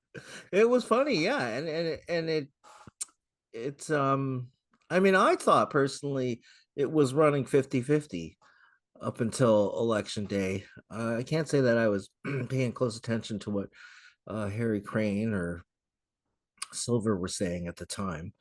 Um, but and so I think so he comes up with this. This is why he decides to do. He doesn't want to just be in the various echo chambers to come up with some sort of idea of what it was. And so he comes up with this thing. He had already been into the crypto world, and so now he just sort of came up with a system on how to do this, and he thinks the predictions are more accurate. We talked it earlier about it, basically because people are willing to put their money on it, Mhm. and it's not just me saying what I saying in my echo chamber and the other side saying what they want to say on their echo chamber. And he feels this makes it make it more sort of accurate of a prediction, because there's something at stake. And he Yeah. also, what does he mention? He says that it's not just it's not just your opinion, it's that your opinion is right, and that when you're saying it, because you're putting your money there, it's like not just this is my opinion, but this is my opinion, and I 100% believe that my opinion is right. And by Right. putting money on that, he thinks the prediction is going to be more accurate. The predictions have skin in the game, Have essentially. skin in the game, yeah. And it's just fascinating. So I I started when I started looking at it, and then for some reason I don't follow boxing, but I think this in the zeitgeist, this whole thing with uh Mike Tyson Tyson. Tyson versus Logan Paul, right? It's Yeah, just yeah. you're just hearing about it and hearing about it. And I had to, April and I, my girlfriend, we didn't we hadn't talked about that we were gonna, oh, let's tune into that fight or whatever. Like nothing, neither of us. I don't think we had even discussed it. But we had put on Netflix on Friday night just to find something to watch, and it was there Yeah. live. Um, Real interesting with these live sports events now on these streaming services. And so we put it you know let's put it on or whatever. She put it on, and it was still the first couple cards in the fight, and I just so we put on something else, and as we're putting it on, and I had been looking at my phone, checking out some Polymarket stuff. You know what is Polymarket saying about Paul versus Tyson, right? This is a Right. good opportunity. I was going to research this. So let's figure out what this is all about. And so when I got on to watch it, it was 60% for Paul. So there's many questions. I don't know if you've been on there. It's like, will Paul knock out Tyson? Right. That's one Yeah. little market that you can bet on. And then, will Tyson knock out Paul? Will how many rounds will it go? Stuff like that. And you basically you're betting yes on no on the question. So who's going to actually win this fight? And when I got on there, it was 60% yes for Logan, for Paul, and then it was 35% Tyson, and then 5% was not Draw. not scored or a draw. Yeah, yeah, Yeah. draw. Yeah. And so I looked at it before, and then we were watching something else on Netflix, and then finally we came, I don't know if it was around midnight or whatever, or 11:30, the actual fight comes on. Mm. And so now you get to watch it just like live markets, right, based on what's happening, and you're watching, and it was there. And Tyson's What were actually, you, Rich? What were you watching? You were like, this is a phone app you were looking at? no. The Polymarket, yeah, Yeah. just on my phone. On your, you were So watching, while you're watching it on the TV, the actual fight, you were looking at, and what was it you were seeing? Was it like a graph or what was it that you it's a were? chart. So the chart that you saw of the you showed from Polymarket of the Yeah. eventual win and everything, it's like that. But just Okay. like any actual financial market, you can go to the all-time chart, you can go to the 1 hour chart, the Yeah. 1 month chart. Yeah. And so you're just, I think I had gone to the 1 hour market, but I had mostly had it on the all, and you could see it. And yeah, I think by Does the chart about move? Does it move? Like, does it the app moves. have it move, or do you have to refresh it, or it moves by itself? It's just like a market. I'm sure it's got a time to refresh, Yeah. but I would look at it, and then I would just, actually refresh the page Right. or whatever. But I did see it move a couple times. It will move. Um, And and when you're you first watching. started watching it, were you watching the market before the fight, like right before the fight started? I had a look at it. Yeah, like Yeah. like I said, we were like, well, let's what oh it's like, oh, here's that fight, let's put it on. We put it on, but it was still the fights before. There's three or Did you four see from a undercards. movement perspective, was there any movement like closer together right before the fight? Like I find No, No, No, it was when from the time that I looked, it was 65 to 35 to 5. So right. Paul, Tyson, and then draw.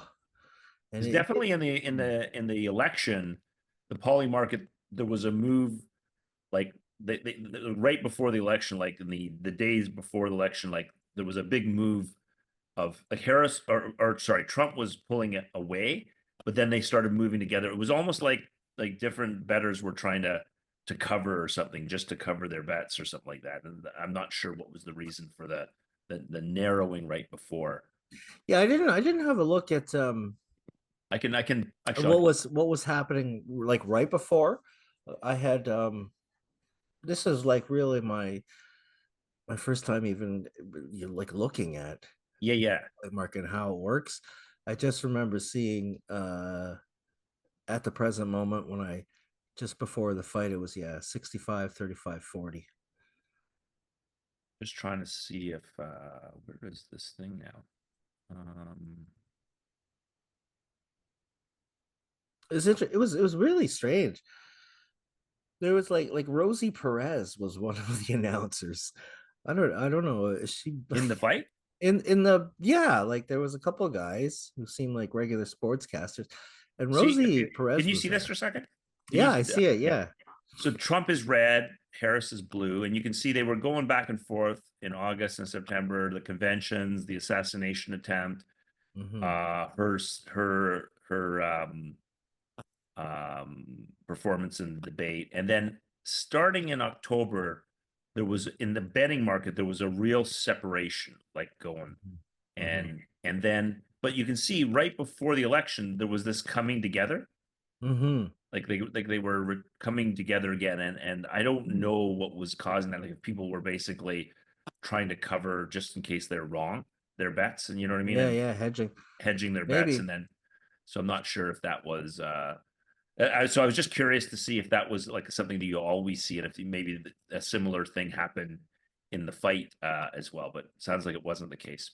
Yeah, I don't. You know what? I didn't look at it closely. I didn't look up to the lead up. I was just like, what's happening now? And Yeah, it was 65, 35, 5.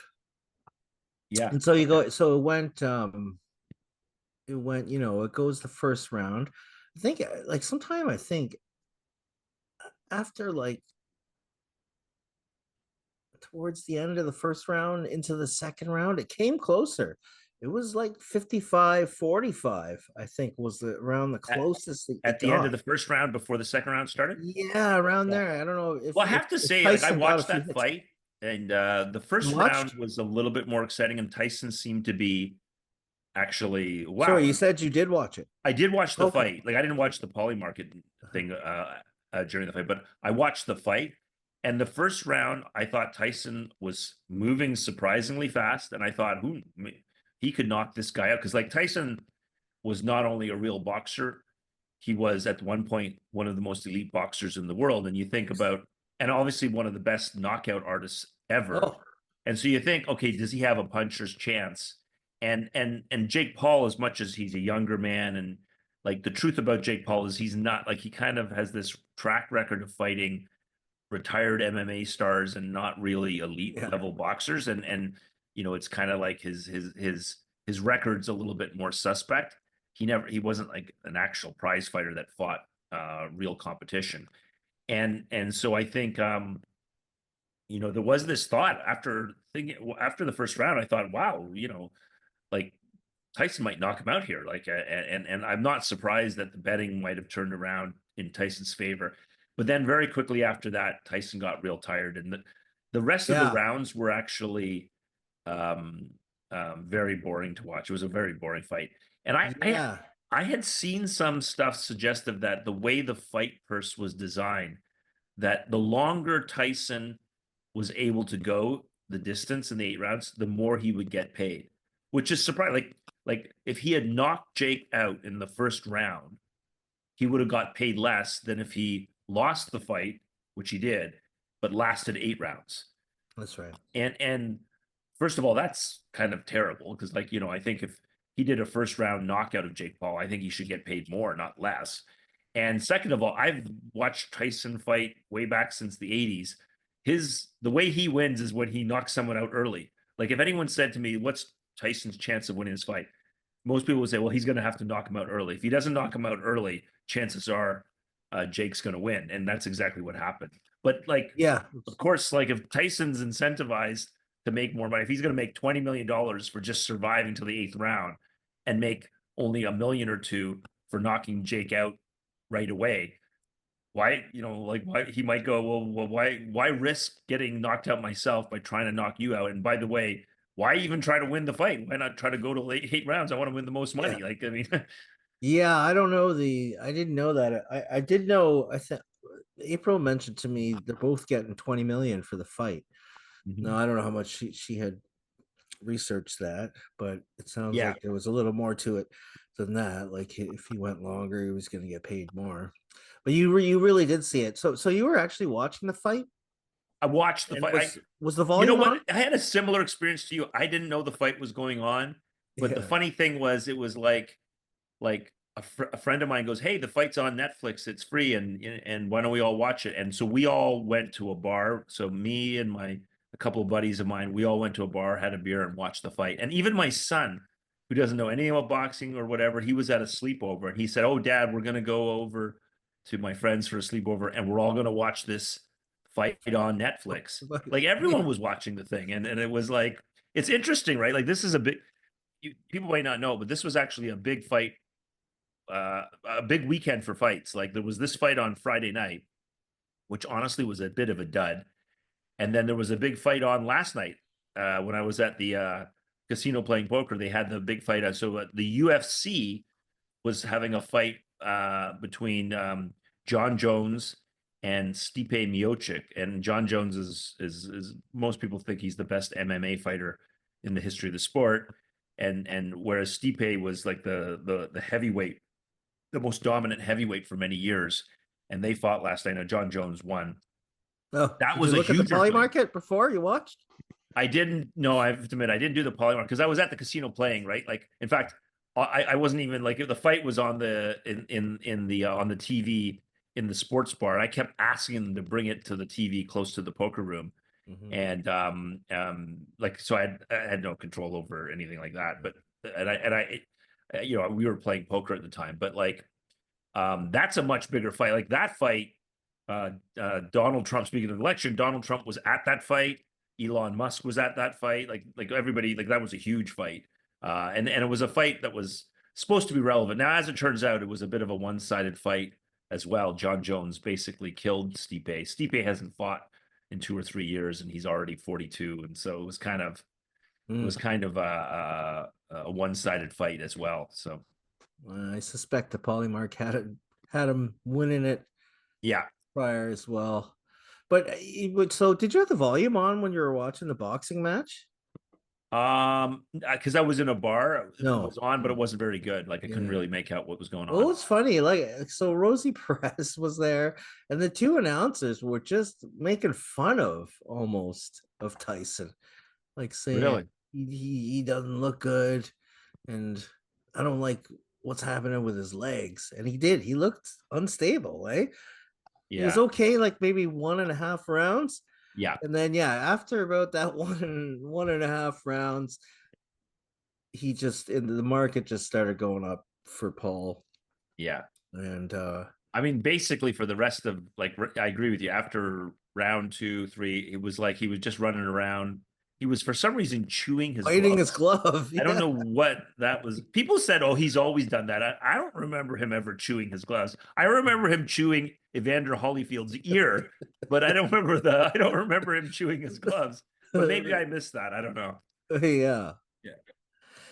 So anyway, I mean this Polymarket and so well, what's weird is I remember election night, and I didn't even know what Polymarket was.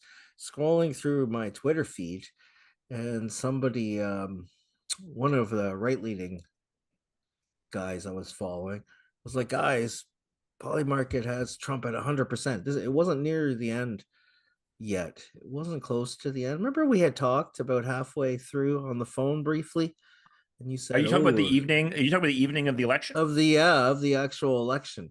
Yeah. And I remember wondering what the hell is Polymarket?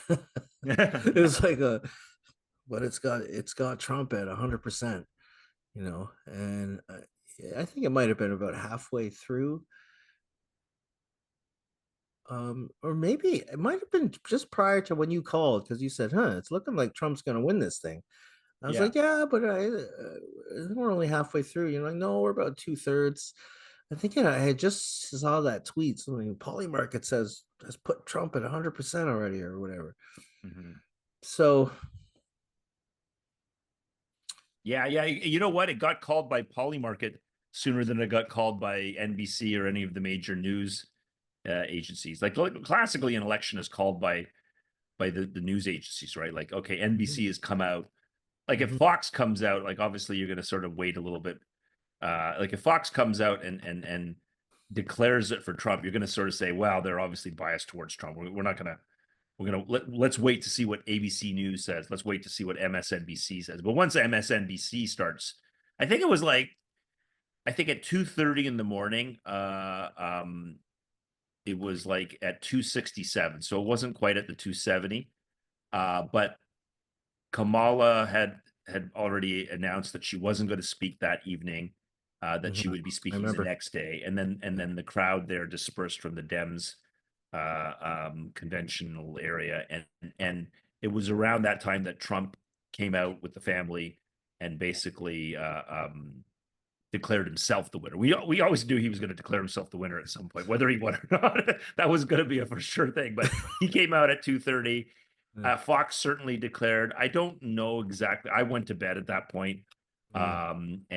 But I think in the wee hours of the morning, even MSNBC and those things, I mean, eventually Pennsylvania confirmed and it pushed them over the 270. But by 267, the betting markets are gonna they're gonna see the writing on the wall. They're gonna basically say, yeah, it's 100% at that point. But Hmm.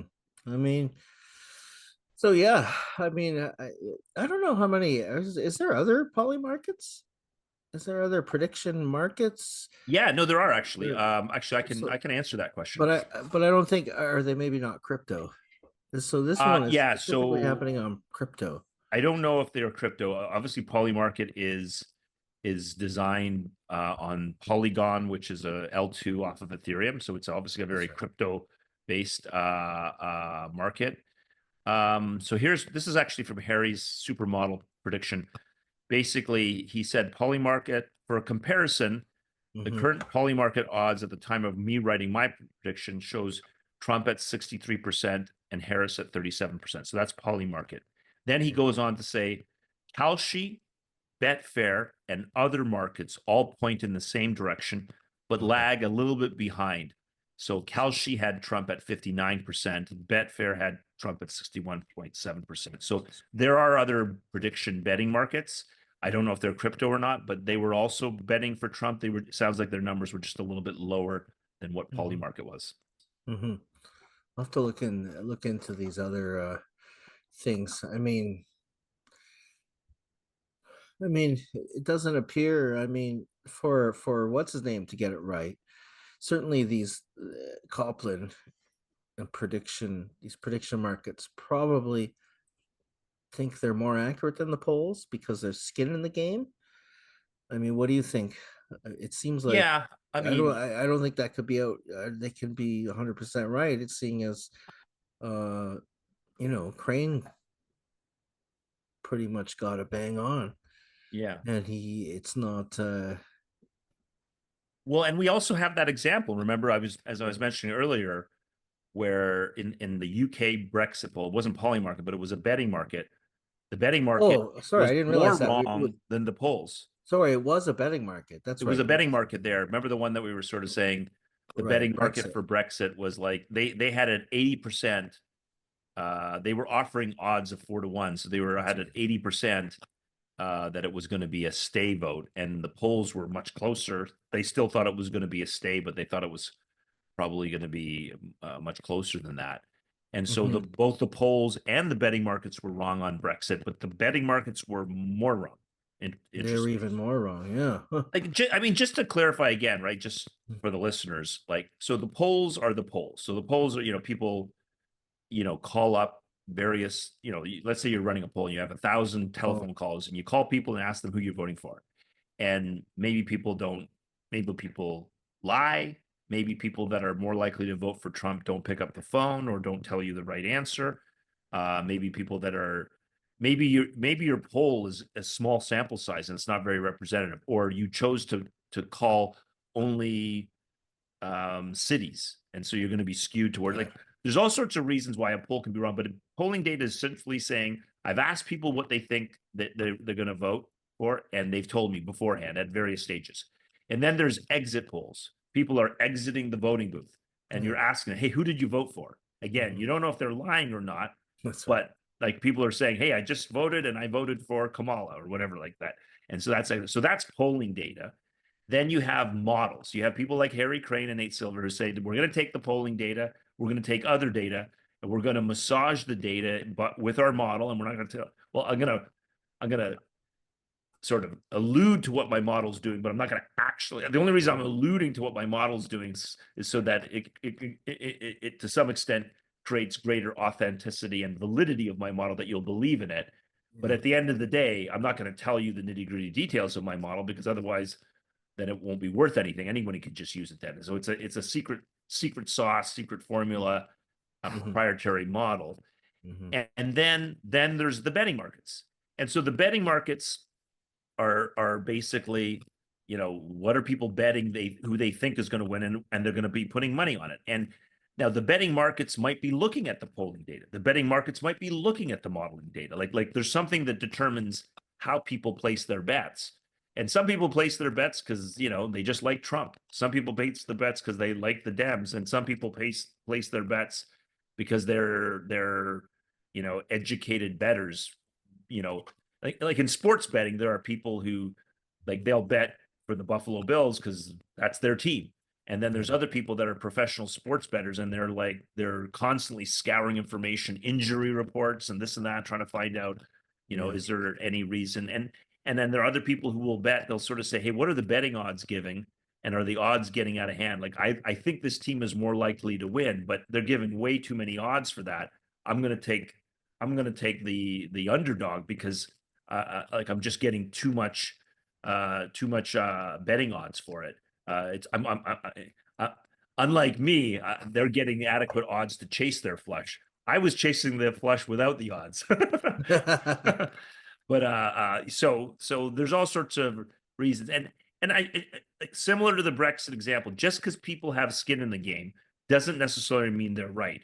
When we look at the betting markets, what this is saying is this is what people are betting on. This is what people think is going to win, and we're going to presume there may be some authenticity to that, because like if I turn on CNBC and they've got for whatever reason, a political spin towards the Democrats. If their boss has told them, hey, our job is to push the Democrats, we're getting funded by the Democrats and whatever reason, we've got financial ties to them, you push the Dems. Then you're listening to what those punditry people are saying, but you don't know if they're saying this because they're being paid to say this. Similar to people just tweeting in their echo chambers on Twitter. People are just saying things.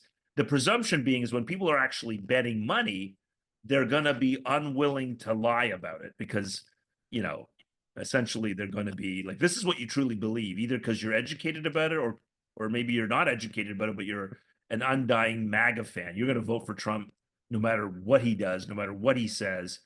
And there are people like that, right? And so there is I think it's fair to say that the betting markets, the people that are declaring one way or the other by their bets, as opposed to just saying something, they believe it more than the people that are just saying something. If I say something, I think it's fair to say if I'm just saying it, you might not be able to trust as much as if we actually bet on it, right? But that doesn't mean I'm going to be right, even if I bet money on it. You can bet money. We all make bets all the time, and we lose money all the time. If I had the system where I knew that my bets would always win, I'd be a lot richer than I am, for sure. Okay, so that's Poly. Anything else on Polymarket when you, I mean, you did your deep dive on there? Yeah, I mean, my deep dive was to read up on it a little bit, Yeah. and then actually watch it, track it on the with the Logan Paul fight. You know, I mean, it seemed accurate, but even just hearing it, a 28-year-old's going to be fighting a 58-year-old. Yeah. You would probably already put that at 3-2. I don't Mhm. I don't think we need people betting thousands or billions on that. It's probably your first reaction anyway. Though Tyson was a beast. I mean, god damn, in his prime, that he was Ye- an animal, just unstoppable, man. You get punched by that guy. Yeah, he Good was for night. sure. But he's Yeah. 58 now. Like I think Yeah. I think one the 58. question is Father Time always wins, and Jake's in his late 20s, Hmm. and I do think there was a little bit of concern, right? You know, he's a 58-year-old man. Like he gets hit in the head by Paul and he's got shaky legs. You're like, what the heck? You know, did he just Yeah, it really seemed like Paul wasn't going all out towards the end there. I don't think he wanted to kill him. I agree. Knock And I him out think and kill him. Paul wanted to go the distance. Like he didn't want, he wanted to be entertaining because he's he's thinking about selling the next fight too. And he doesn't Yeah. want Netflix to get upset with him or anyone to get thinking that this is not marketable. Because that the main thing for him is like he's a boxer, yeah, but like he's also a promoter. He's his own promoter, Yeah. right? That's Yeah. why. And that's a little, I mean, you mentioned it earlier. It seems a bit we're a little off topic here, but um, you know, it's just this is are we watching a sport here or is this wrestling? Like these guys are just Yeah. dragging out this fight for the money. Yeah, and Um, by that you mean you don't mean like boxing versus wrestling in terms of the combat. You're talking about is this professional wrestling, which we all know is not fake. It's hmm. sports Yeah, entertainment. professional. Yeah, It's not sport. exactly. Yeah, Exactly. I mean, like who put on the fight? Who sanctions this fight? Is it like it's Paul. So like both Paul it's a brothers, like I said, they're self promoters. so I they're mean, their promoter. they licensed it with Netflix, so it was Netflix that was Okay. doing it. This is all Paul. Yeah. But like, yeah, but like, the people that put on the regular boxing fight, they're not gonna sanction this fight, are they? Like, I don't know about the business No, I of mean, boxing. Like, yeah. I mean, so like, it's so the it's boxing world has always been historically like problematic in terms of promoters. So like you think about promoters back in the 80s and like Don King and Bob Arum and stuff like that. And that was part of the problem. Like so you'd have a boxer, he'd be, you know, winning all these fights, but the promoter would be getting most of the money and that you'd be like, hey, how's the boxer like broke afterwards? I thought he won all these fights and stuff like that. And then you come to find out that the promoter got most of the money. And then you also had problems where a promoter would say, you know what, I'm not going to let my fighter fight your fighter because he's in a different promoter. He's under a different promoter guy. mm, And I don't want to risk him losing the belt to your guy. Then we'll lose. So it created all sorts of problems. And so that was, I think, part of the reason why mixed martial arts and the UFC was able to basically take center stage and I think MMA is now bigger than boxing. Not oh only yeah. because it's Oh more yeah. exciting, but because UFC sort of controlled it was the one big promoter and everyone worked for UFC. And then UFC basically said, hey, you know what? We're going to put the fights that people want to see. The champ's going to fight this guy. He's going to fight that guy. And we're in total control. You're never going to get like warring promoters preventing people from fighting. Like for many years, people wanted to see I remember Floyd Mayweather, who was undefeated, fight Manny Pacquiao. And that Oh took yeah. like I remember. 20 years for it. I mean, it finally happened, but a big part of the reason it took so long was because the like different fighters couldn't agree. And Mm, then Floyd Mayweather, I think at some point became his own promoter. And then people started to realize the only way to really get super rich is to be your own boss and be your own promoter. And that is what Jake Paul and his brother, the other, I can't remember Jake's brothers, right. that they're their own promoters. Right. And like they weren't like these great boxers necessarily. They just somehow they had spun up their own fame through various social media Influencing, yeah. influencing, and Mhm. and then they chose to be boxers, and then they started to fight like like retired MMA stars, people that had gained fame in the combat world through mixed martial arts. So when you're a mixed martial artist, right, you have some like striking skills, Yeah. and but you also have to be good at wrestling and jujitsu and overall fighting, right? And Yeah. what's commonly known is that if a boxer tries to go into an MMA ring, they're going to quickly get taken down and Mhm. submitted. And, like Yeah. there's just no That's there's right. no comparison. But if a generally speaking, if a an MMA fighter, even one that's really good at striking, goes into a boxing world, they usually lose because like Conor McGregor fought Floyd Mayweather, and Floyd Mayweather sort of played with him for a bit, but I had no problem. Like it's kind of like it's MMA fighters in terms of their boxing skills are nowhere near as good as a person who just boxes all the time. And Mhm. so this is why Jake Paul, he's a reasonable boxer, he's not an elite boxer by any stretch, and might Mhm. not have any kind of good track record of beating a boxer that is not like 58 years old, like Tyson is. Mhm. Um, he was fighting like Anderson Silva and all these other sort of retired MMA fighters. They were famous in the combat world because of their MMA track record, Yeah. but they're not necessarily good boxers. Yeah. And then Yeah. Makes sense. like now he's fighting Mike Tyson, and again it's name recognition, and you're even now you're saying, oh my God, Mike Tyson, that I remember he could knock people out, and he could, but that was back in the 80s and the 90s. And Yeah. It's and a if long you time look ago. at Tyson's last few fights in the late 2000s and 2010s, I can't remember when his last fight was. He was fighting journeyman and looked really terrible doing Yeah. so. And That's that true. was like going on 10, 15 years or more. Yeah. And now, he's like 58. Like going in, I was really worried that he was going to get hurt, and I think Yeah. that was part of what people were. I didn't hear the commentary, but if after he looked pretty good in the first round, but then once he took a few hits and started having shaky legs and was biting his gloves, I think people were worried that is he seriously injured here? Could he have a brain bleed or something like that? Yeah. Because there's a whole other story when you're that age, right?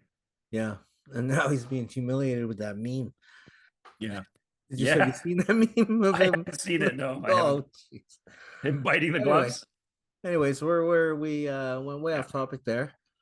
Yeah, let's Um, bring it back, actually, and it's a good segue. Let's bring it back to fundamentals. mhm. Uh, I think one thing I wanted to talk about was the 13 keys of fundamentals. I mentioned fundamentals before, how Harry Crane's model looked into fundamentals first and then got into the polling data and weighted the polling data more later. There's a guy by the name of Allan Rick. What's his name again? Allan. I want to make sure I get his name right. Allan, yeah, um, Allan Lichtman, and he has this thing called the 13 keys, and it's basically, you look at who's the incumbent, who's in power now. In this case, it would be the Democrats are in power right now because it was Biden and then Kamala Harris, and who's the challenger, who's the person who's trying to win the presidency, and they're not, their party isn't in power right now. That would be Donald Trump. And you can see going back to like 11 elections all the way back to 1984, there's this model. And then they ask these 13 questions, and these are again in relation to what's fundamentally going on. Is it a strong economy or not? Is there any kind of social unrest happening? Is, like the George Floyd riots that were happening in 2020? Is there any major wars going on right now? Is the incumbent very charismatic or not? Like there was these 13 sort of keys, and the way the model works is that if there are five or less uh, uh, keys that are false. Hold on a second here. I hear some dogs barking. I'm just gonna close the door here.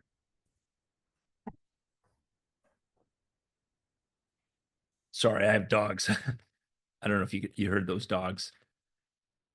So if there are five or less keys, questions that are coming out false, the person who's in power or the party of the person in power should win. If 6 or more are false, that's suggesting something's going wrong, and they should lose. And so you look at in 2016, Allan Lichtman basically had 1, 2, 3, 4, 5, 6. 6 were false, and so he actually predicted that Donald Trump would win the 2016 election using his 13 keys model, and he was right. And he's been right most of the time. You can see here he's wrong. He was wrong in he predicted Al Gore, but George Bush won. But then all the other elections, he was right, even though Bill Clinton, the first election was a bit of a surprise. Now he predicted Kamala Harris would win this time because there was only 4 questions false, and it should be 5 or less being false. The incumbent wins, and he was wrong about that. And so just using the fundamentals alone was not predictive in this election, at least by the 13 key models of predictions. And speaking of, I'll go back to, I mentioned how Harry and them can be a bit of a troll. So there's just an Allan Lichtman who incorrectly predicted the election with his 13 keys, is now facing death threats, doxing, swatting, and intimidation. And it's, first of all, it's terrible that anybody would be subject to this kind of abuse. But here's Harry Crane trolling, and yet he continues to do 3 interviews a day on the same topic, essentially saying, this guy who's, complaining that he's getting all sorts of abuse by people for, like, maybe people bet using his 13 keys model, and they're upset now that he was wrong. Who knows why?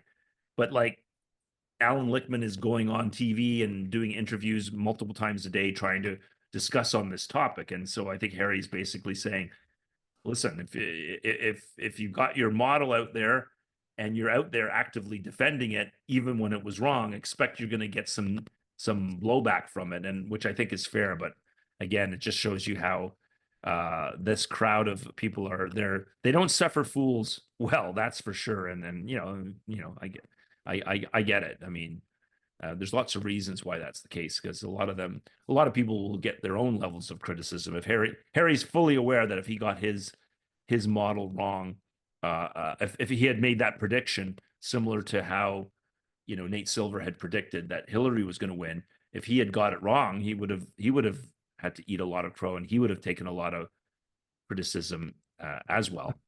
And Sure. and so at the end of the day, it is what it is, right? So I wanted to see here, is this something?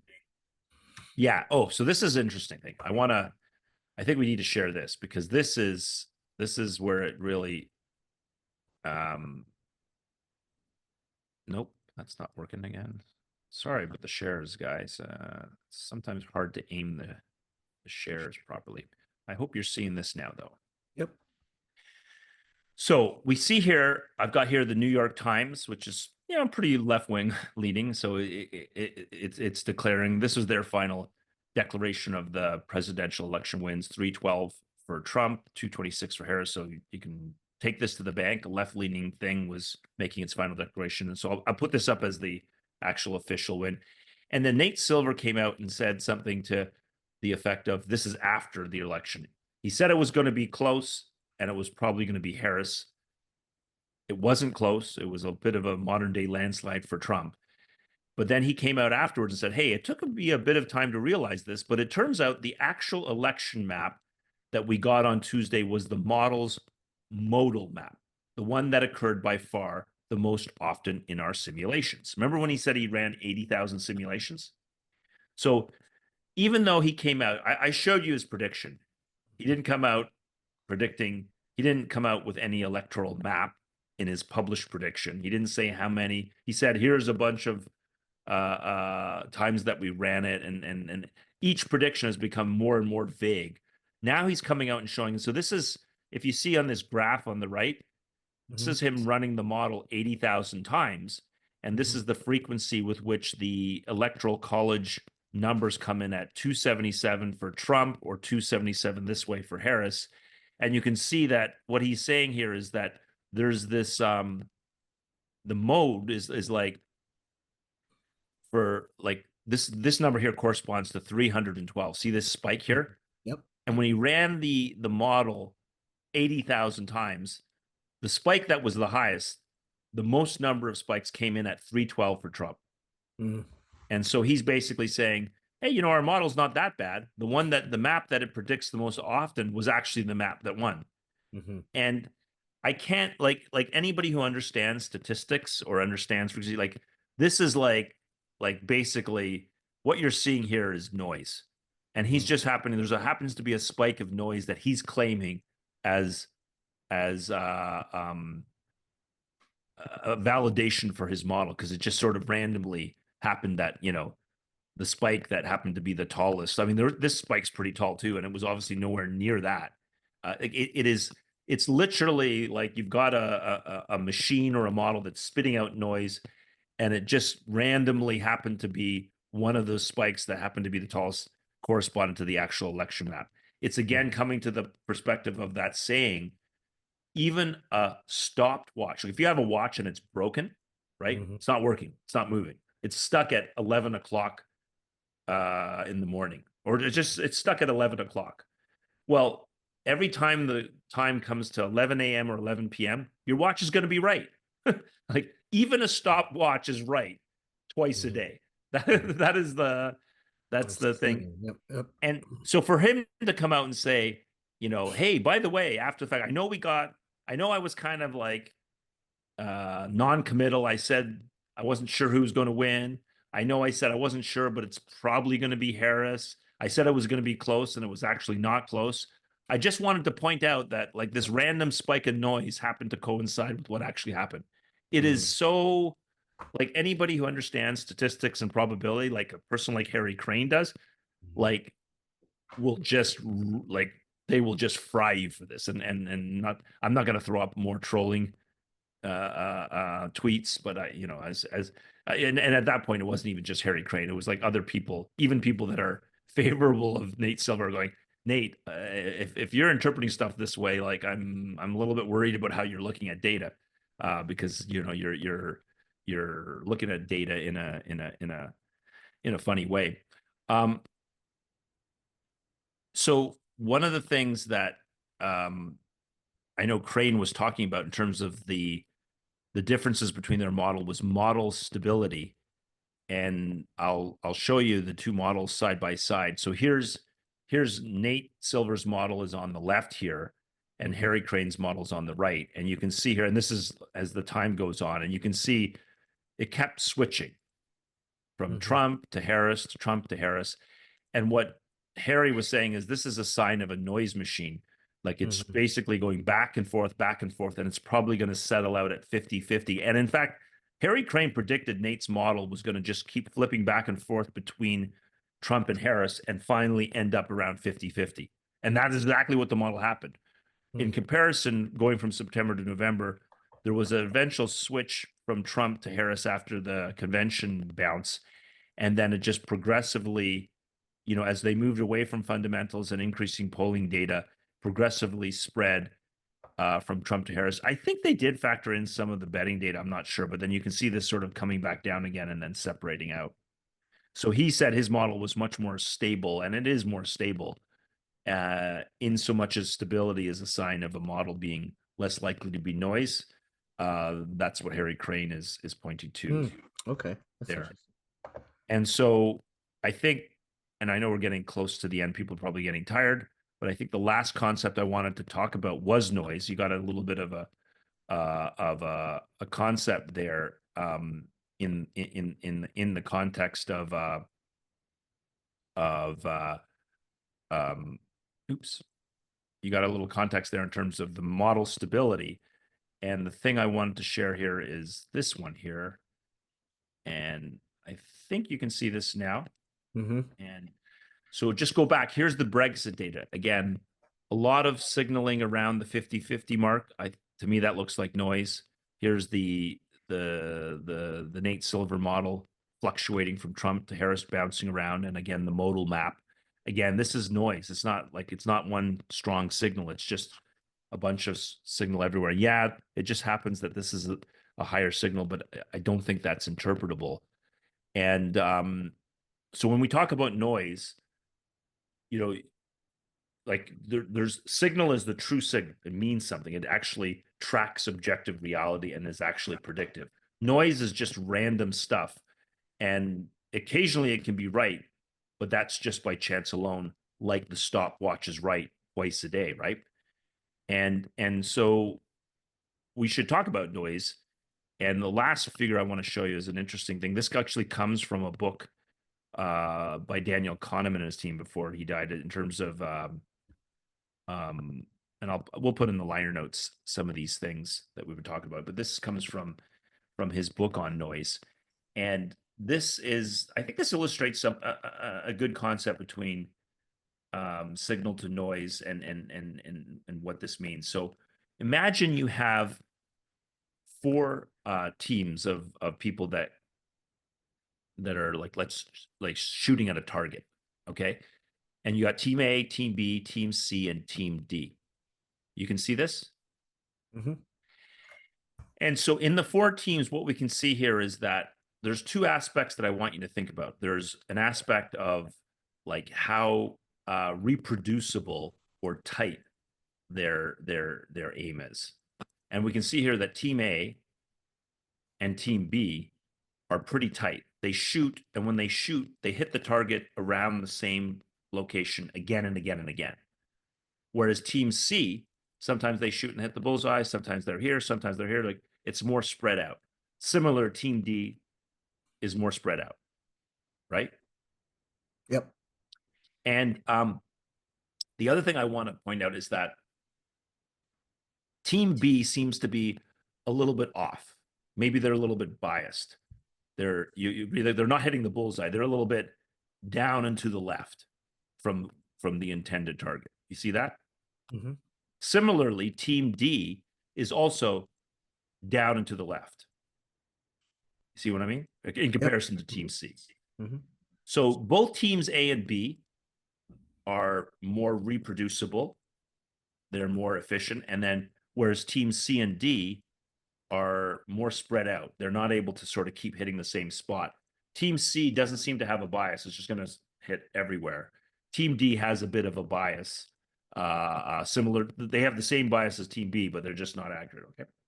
And so people will look at this and they'll sort of say, okay, teams A and B, they have some skill. They have, if you have a predicting machine or model, they are able to, repeatedly come out with useful information. They're not all over the place. Okay. Mm-hmm. And now it may be that team B is an efficient model, but for some reason it's got some inputs that are biased. Maybe we're biased towards the Democrats versus Trump. And so when Trump wins, we can't predict that, or vice versa. I mean, maybe Harry Crane is good at predicting a Republican victory. And Nate is good at predicting it down. We don't know. Like if Harry Crane put his prediction in this election, if he had put his prediction model through the 2008 and 2012 election, and it incorrectly predicted that John McCain or Mitt Romney was going to win, we might sort of say, oh, it's just that his model was predicted towards the Republicans, and Nate's model is predicted towards the to the Dems, right? We don't know. That's difficult to say. We'd have to see what Harry's model looks like in other elections. We've only seen Nate's model in 3 Democrat wins and 2 Republican wins, right? So that's just sort of like, one of them is like, okay, when you think about these things, you think about it from the perspective of how reproducible, like if I tell you to hit a certain target, can you hit it, and you can repeatedly hit it? I think people will say that these two teams have more skill. It's just this one is for whatever reason biased, and that could be corrected if you discovered, okay, we can repeatedly hit the target, but for some reason we're a little off. Maybe our what do you call it, the aiming, the scope that we're using is angled to the left. Just angle it a little bit more to the right, and that'll balance out, and we'll be hitting the target just as good as these guys. But these guys apparently have no hope of reproducibly hitting. Like if they're hitting the target, they're getting there lucky. It's just luck. You see what I'm saying? Mm-hmm. Yep. So I don't know if that's a helpful concept. I mean, it's an important graph when you hear, or there's an important figure from the book Noise, and there was a Yeah. lot of I talk in understand. Yep. this thing about signal to noise. Mm-hmm. Anything else you're think about in terms of this picture? No. So of these two teams, of these four teams, which team would you want to be part of? Number one, you Yeah. probably want this one team. Yeah. A, obviously. And if I had to pick a second team, who would you want to be part of? It would be B, probably. And why do you like B versus C and D? Because they're more consistent. Right, right. But here's the thing I want to point out. If the goal of the game was that you had to hit the bullseye once to win, let's, for whatever reason, the game, it's like, you hit this bullseye once and you get $1 million. So you hit this bullseye once, we'll let you go free. But if you don't hit it at least once, you're dead. You don't get the $1 million, or we kill you, or we put you in prison, whatever. I'm just making up this game. Then which team do you want to be? Yeah, C or D. A first for sure. Yeah, and then yeah. But then you'd rather be C or D. C. Yeah. Because you notice that as bad as C and D are, they still hit the bullseye at least once. You know what I mean? So there is an important concept there. Like, and then sometimes in life, we don't know where the bullseye is. It's unknown. So you're better to be more scattershot. You're better to be more spread out. When we were growing up, we didn't have video games. We had, remember that game Battleship? Yeah. You remember you like B1, Yeah. CE7, or and you would like, you would make guesses when you start out, because you don't know where his ships, where your opponent's ships are, and you wouldn't guess all in one location. You would just go all over the place, and then once you got a hit, then you would start aiming for things around there because you know there was a ship around there. That's right. Yeah. So while I get it, there is something to be said for reproducibility, something to be said for the skill required to be efficient. Don't, particularly when we don't know where the bullseye is, don't forget that sometimes you can be too precise. And if you're too precise and you're wrong, you're never going to get there. If you don't really know what's going on and you're less precise, you might let random luck might save you. Sometimes that river is a heart, and I hit my flush. I might get saved, even though I didn't have skill. I might have at least have given myself a chance to hit. Because I'll tell you one thing: if I had folded, if I hadn't flicked in that $100, if I had folded and the river came a heart, I would have lost my mind. You know what I mean? Yeah. So I think that's an important concept to recognize that, yeah, team B probably has more skill than team C and D. But if the goal of the game isn't, let's see how good you can be hitting whatever target you think is right or whatever. If we got to at least hit it once, you know what? Team B never had a chance. I thought that was interesting. It is interesting, yeah.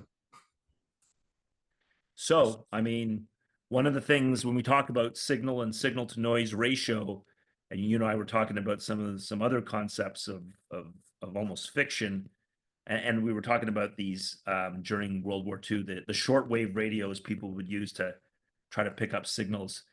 And one of the thoughts I thought is, when you're sifting through all the bands on your shortwave radio, how do you sort through all the static, all the noise, so that you could actually hear a true signal, like maybe the General X or whoever on that signal, to sort of maybe talk a little bit about some of the things that I know you're working on in the background. Anyway, I'll just end that there in that.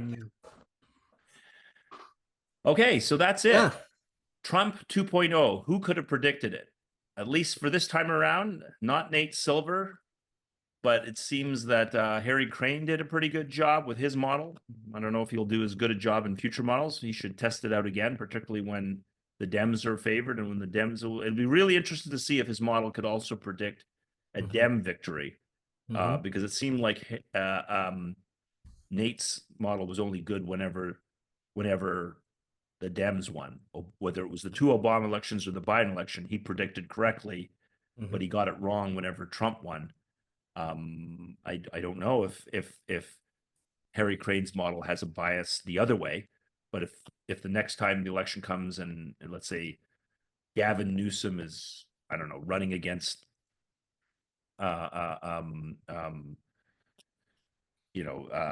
it won't be Trump again. It'll probably be Trump's vice president, JD Vance. I know. Hopefully not. Let's not go there. But let's say JD Vance is going against a ticket that's led by somebody like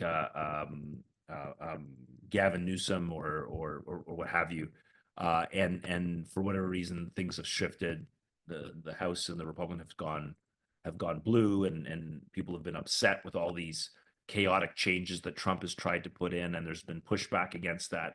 Even if a lot of the changes Trump puts in, as chaotic as they are, end up having a good result. Like maybe a little shakeup in the Pentagon helps reduce the amount of wars that people are fighting, and starts to untangle the military industrial complex and the pharma industry's hold on the FDA. Like, I'm not gonna necessarily automatically assume that everything that Trump does is going to be net negative. There might be some benefits to it. Sometimes you need a little chaos to shake things up when things have become, let's say, too corrupt, for instance.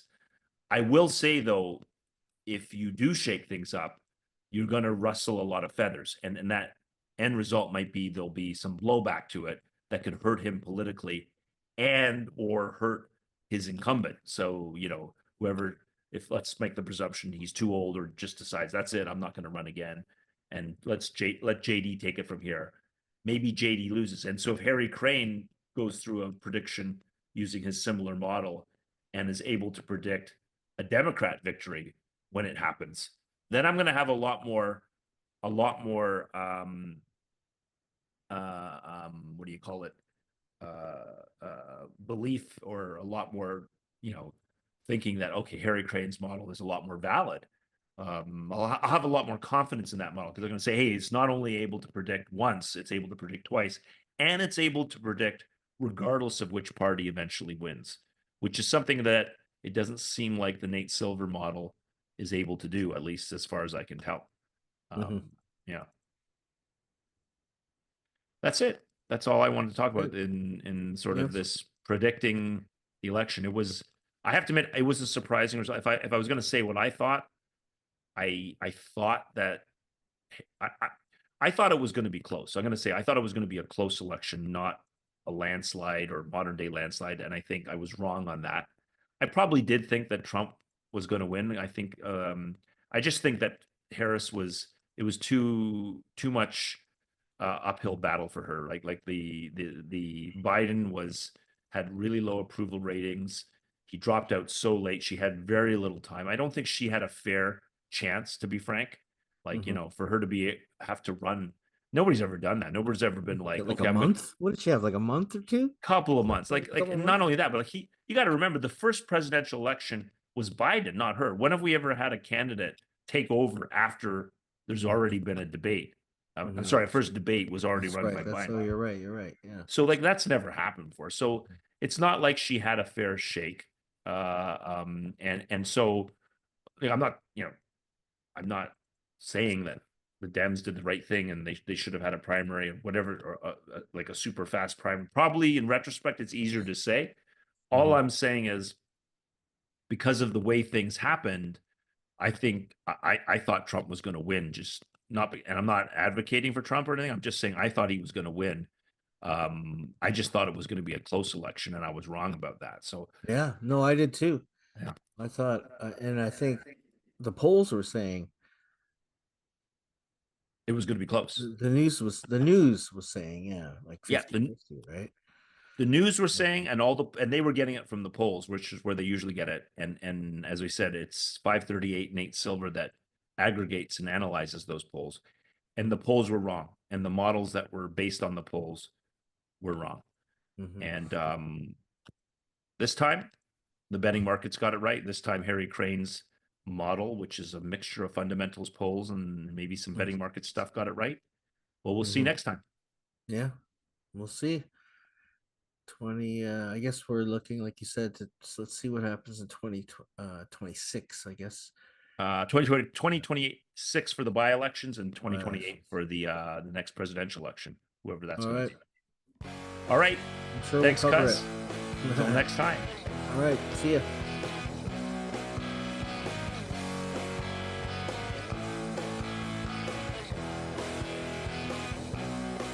Well, I've been watching how the night come down.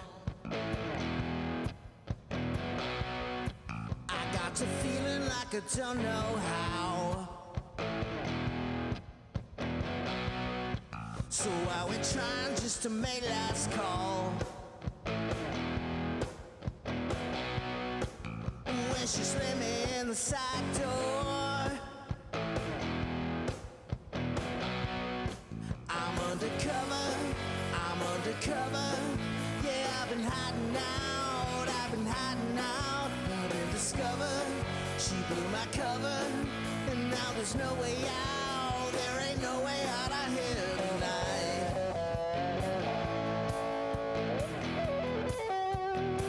Well, I was waiting just to hear that song. I got the feeling that it won't be long.